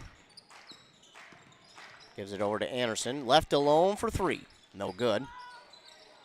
It looks like she may not have seen the rim there well enough. Now Reckelberg with the rebound. Kroll, that one's well off the mark. It will go out of bounds. Back to the Wildcats. Looks like she maybe didn't see the rim before she shot that ball, and that's why that one missed. So that ball left the gymnasium. Wildcats can bring it back in, and they'll get set to inbound. Again, Beaver will have it and bring it up the court. Beaver gives near side to Asleason. Asleason will pick up her dribble and now give it to Goring. Goring lost it. Stolen away by Murnack. All the way to the basket, but Murnack guarded well by Goring. She gives it back outside now on the far side. Adele now to Reckelberg for 3. Short. And somehow, someway, Adele comes up with that rebound. She throws it at the basket. That's no good. And Goring will bring in the rebound. Again, Beaver up the court with it. She lost it. Stolen away by Adele. To the basket. And it's not going to fall. Reckelberg, though, is going to get the rebound. Over to Kroll on the far side for Stash. Kroll, Adele, finds a lane. Oh, wide open. Blocked by Goring and stolen away by Asleason. That should be a fire starter for the Wildcats. That was a great block by Goring. Thorson, no one to go to. And now we're going to get a timeout called here by the Wildcats. They'll be left with 2. It'll be a full. We'll take a timeout. Well, they do. Embrace Orthodontics offers a unique, specialized approach to orthodontic treatment with custom braces or Invisalign. The team at Embrace loves getting to know their patients personally and takes the time to make sure all your questions are answered. Their board-certified orthodontists use only the latest in modern technology to give you the best outcome possible. They work with your insurance company and offer flexible financing options to fit your budget. Call today to set up your free exam and see how Embrace Orthodontics can transform your smile. More online at embracemn.com. That's embracemn.com. We've got a score update over in Ogilvie. Bram is leading at the half, 29-25. Halftime probably over now, just getting over there in Ogilvie. But again, those two teams, the girls battling for sole possession of second place in the Great River Conference. Bram leads 29-25 at the half. In our game, the Wildcats trail the Bulldogs of Becker 52-8. They've got some Marky Mark playing. Good vibrations playing in the gym. Great song. Great song. So they'll get set to inbound. Beaver will get the inbound pass. She's directing traffic. Now trying to drive to the basket herself, but it's going to be stolen away by Stash. Another steal here for the Bulldogs, and Reckelberg will get it all the way up the court to Adele. Adele has to slow it down a little bit, waiting for the offense to catch up. Now Murnack with it. Gives it back to Reckelberg on the far side. They're going to the near side corner for Kroll. Can't take a shot. She's guarded well. Stash back to Kroll. Kroll directing traffic. Wants Stash again. Stash will go all the way across the court to Adele. Adele back to Stash. Near side Murnack. Murnack gets the defender to jump. Shot from inside is no good. And the rebound here by Goring. Goring guarded well, but she'll find the breakout pass to Larson. Larson into the offensive zone now. And wants to go to Beaver. She does. Man-to-man defense by Becker, and it's proved to be key as Leeson fakes the shot. Now she drives. Tries to put up a shot. Just too soft on that one, and Kroll will get the rebound for Becker. It's Reckelberg. Over to Stash. Left alone. A three. Too much on the line. Drive. And it's going to be Adele who gets the rebound in front of Beaver. Kroll thought about three. She'll give it off instead to Murnack on the far side. Reckelberg had a hand on the ball, but she gets through. Shot is no good, and Beaver will pick it up on the rebound. Beaver gives to Thorson. Thorson has to stop because she would have traveled. Oh, and then basically gave it right back to Stash. Adele, the fast break, no good, and Goring with the rebound. And an audible upset from Adele. She goes, oh my gosh. You could hear it. She was upset with herself. She knew that one's one she has to have. As Leeson had an open shot from three, but didn't want to take it. And now it was tipped out of her hands. Stolen by Reckelberg. Reckelberg to Adele. Shot is up, no good. Maybe could have been a foul, but no call there. Reckelberg will get the rebound all the way across court to Stash. Now to Kroll, back to Stash. And they'll get it on the near side here. Adele for three. That's no good. And that, oh my goodness, that ball had eyes in the back of its head because it found its way somehow to Stash. On the far side, Murnack, no good from three. Has Leeson with the rebound.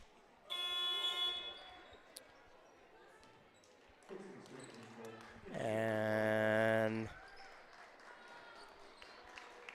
don't know. We got a whistle. Not sure what the whistle was for, but we do have some subs in for the Bulldogs. 5 and 10 and 15. I'll get those to you as soon as we can. Meanwhile, the Wildcats have it.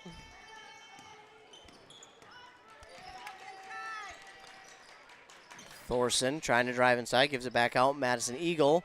Long two is no good. Rebounded by Anderson.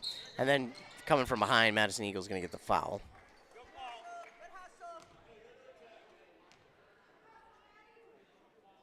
At least I thought she was. Yeah. It'll be her first, team's first. Meanwhile, we'll get you Alyssa Kinney, is number 5.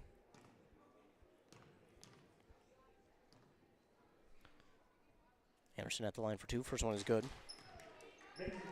Number 10 is Elise Denny.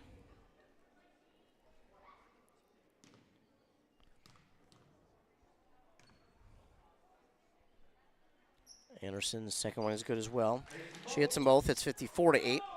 And then 15 is Rowan Hausman.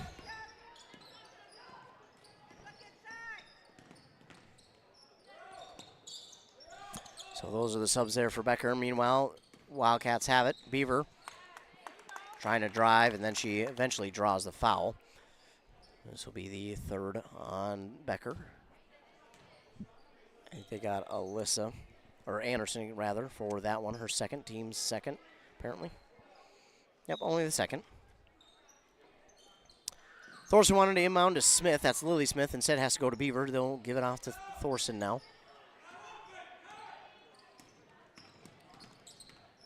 Thorson, good ball handling. Trying to drive inside. Lost it for a moment. Oh, going to be Bulldogs' ball as it rolled out of bounds. I thought Brown had touched it last. Apparently not. Quick inbound from Kinney to Denny. She has it. She'll give it to Alyssa, or Anderson rather. And now on the far side for Denny to Brown.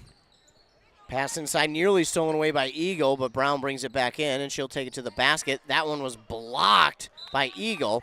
It's going to go out of bounds off of Becker. Eagle with a block. Inbound Beaver to Lily Smith. Smith looks across court, does give it to Beaver, now to Thorson. Inside to Smith. She almost lost it, puts up a shot, and it's in for two. And finally, the Wildcats get back on the board, 54-10. Under 9 minutes to go in the game.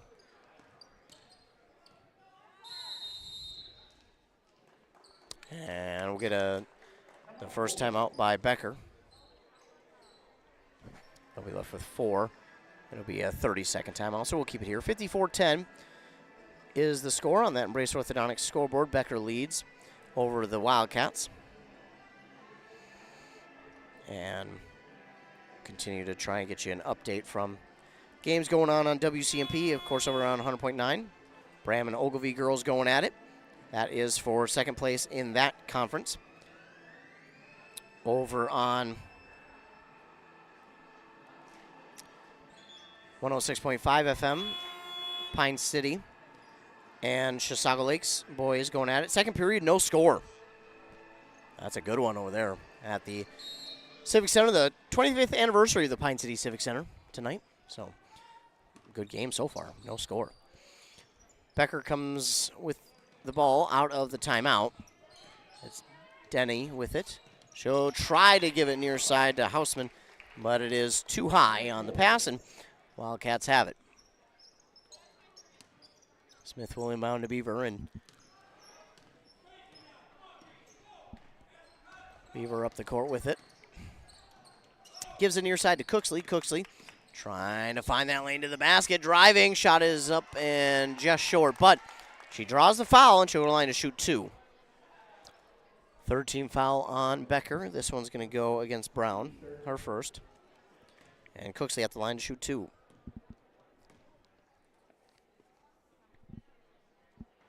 First one is up. No good.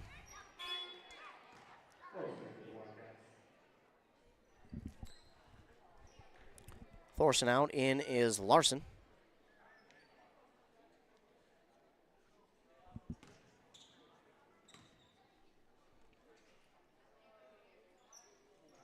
And Cooksley drops the second one in. So 1 of 2 on that trip, 54-11. Becker has it the other way. Denny is it on the far side to Hausman.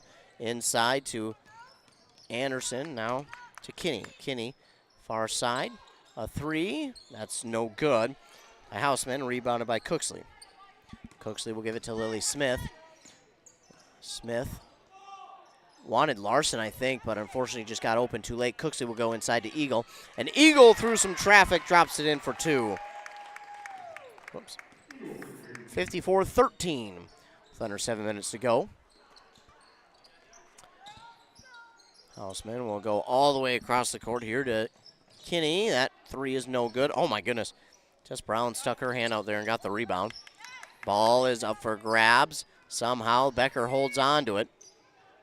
And now look at it far side to Anderson for 3. That rolls off the rim. No good. Rebounded there by Hausman. And nearly stolen away. But if it's tipped, it will go into the backcourt.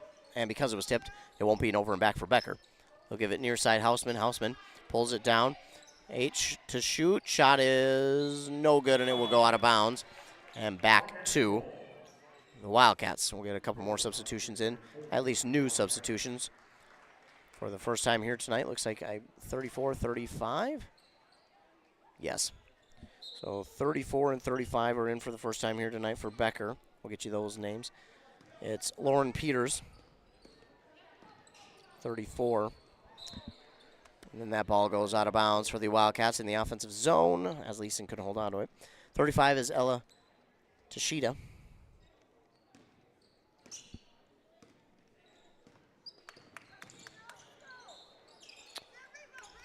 Both in for the first time here tonight, and now stolen away by Goring. Beaver with it. Now Cooksley holds on to it, gives it to Larson. Larson at the top of the key, waiting, trying to let the play develop, and then it's stolen away by Adele, and she takes it all the way, drops it in for 2 to make it 56-13. Larson waiting. She had Cooksley open for a moment,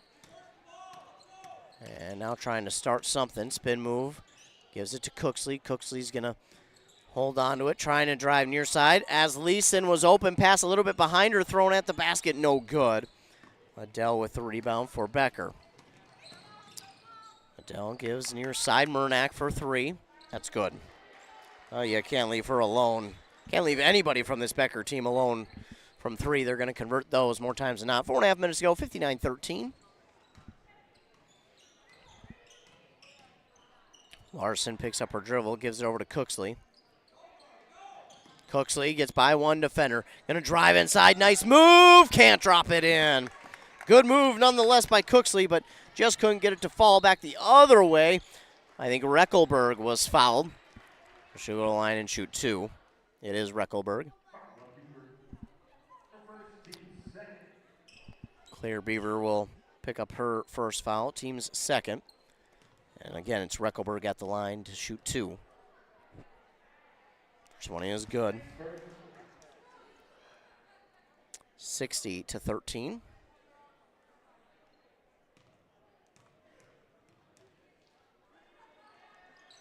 And Reckelberg drops them both in to make it 61-13. Couple of subs here for the Wildcats. Looks like 5, 13, and 35. Try and get you those names. 5. Oh, I do not have that on my roster. Well, that is unfortunate. So 5 is going to take it to the basket, and she drops it in for 2. Man, of course I would not have her on my roster. That just seems so fair. No one's fault but my own, but that's really unfortunate. 13 is Ella Smith. Meanwhile, the other way, Becker scores, and it's Elise Denny for 2. Make it 63-15. Again, 13 is Ella Smith. And we get a foul here on number 11.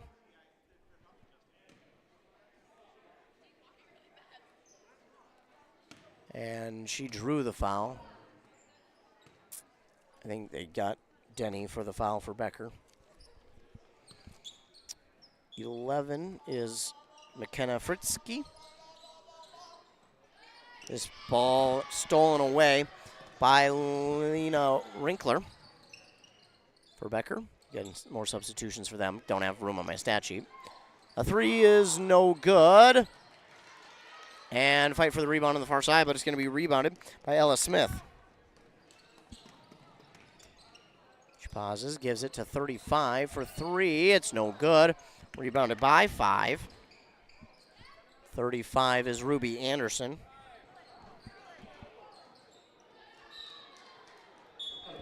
We get a ball that is out of bounds, I believe, off of Becker. Also now into the game, number 3, who I also don't have on my roster, unfortunately. See if we can't find them somewhere.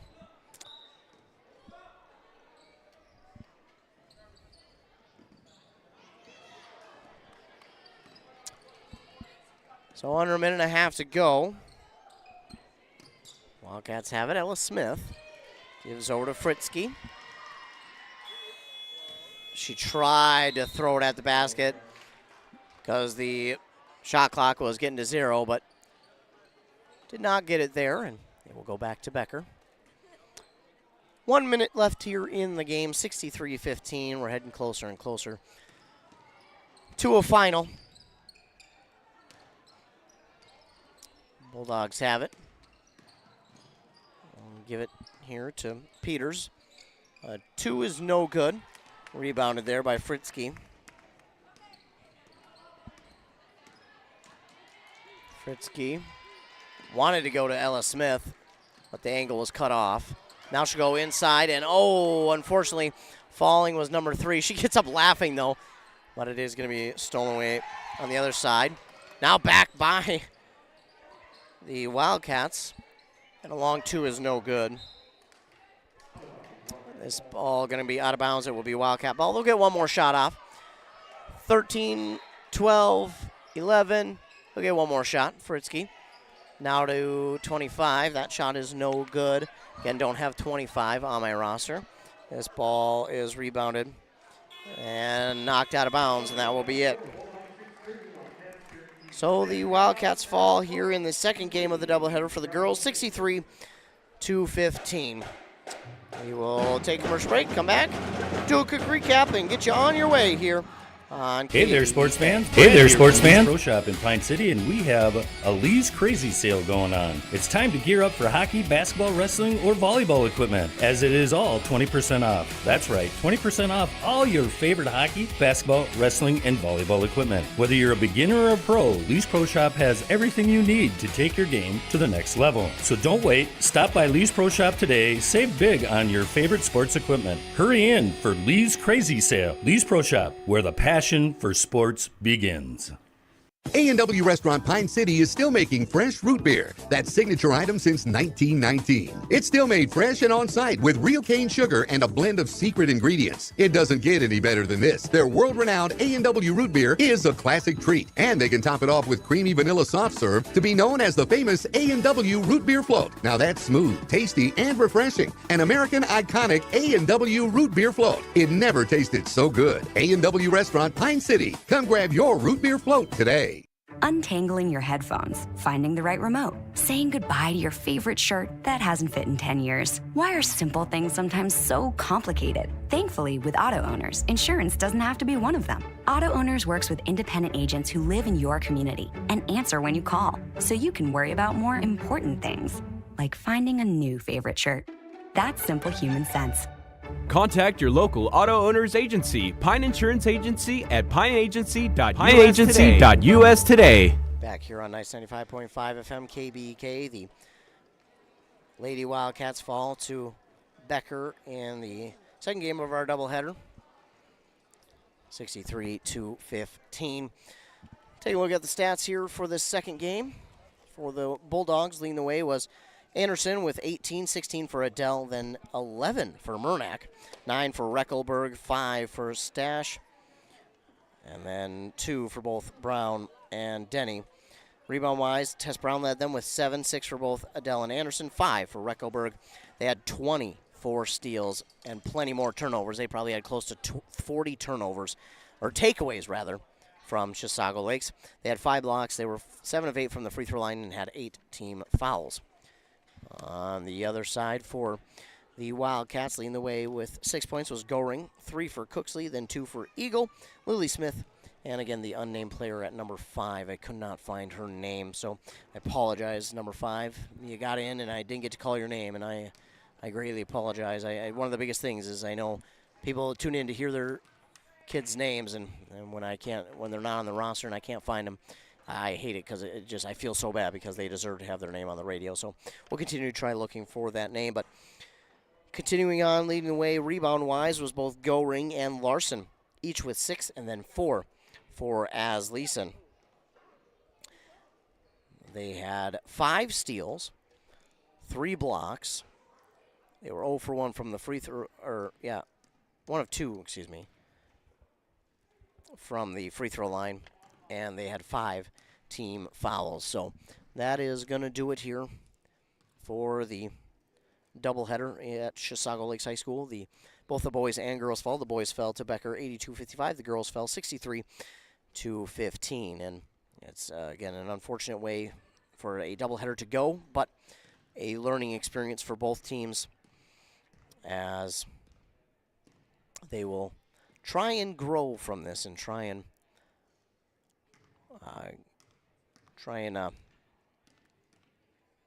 continue to improve from here on out. So, again, it's a tough way for it to end, but sometimes that's just the way it goes as they try to move on and again, get better from this game. So, and sometimes just things don't go your way, and sometimes that's just how it is. And it sucks, but sometimes that's just the way it goes. But both teams will try and look past this one and move on and continue to improve. Again, Monticello will be here to play Chisago Lakes. For the boys, for the girls, we'll look at what their schedule holds. So for the Chisago Lakes girls, again, this will do it until tomorrow. They will play up at Rock Ridge at 6 p.m., and then they won't play again until, until after next Tuesday. They'll get about a week off. They'll play next Thursday, but the boys will play next Tuesday at home against Monticello, so that should be a good one. The girls do play at home against Monticello next Tuesday as well. They'll both host Monticello in that doubleheader, so girls will play tomorrow at Rock Ridge, and both teams will host Monticello next Tuesday for a doubleheader. If you're listening to this game or watching/listening on our YouTube, be sure to like and subscribe to the YouTube page. That way you're notified every single time we go live with a local sporting event. Hit that red subscribe button. That way every time that we go live, you'll get that notification. All you have to do is click on it. Speaking of, go to our website to find the broadcast schedule. You can go to WCMPradio.com or KBEK.com. Go to the sports tab, click on broadcast schedule, and there you'll see all the links for the games that we got coming up this week. Tomorrow we have on this station, KBEK, Bram will host Ogilvy Boys. Then Pine City will host Crosby Ironton, and Rush City will host Aiken. And then on Saturday, back on this station, we'll have North Branch hosting Grand Rapids for more boys basketball.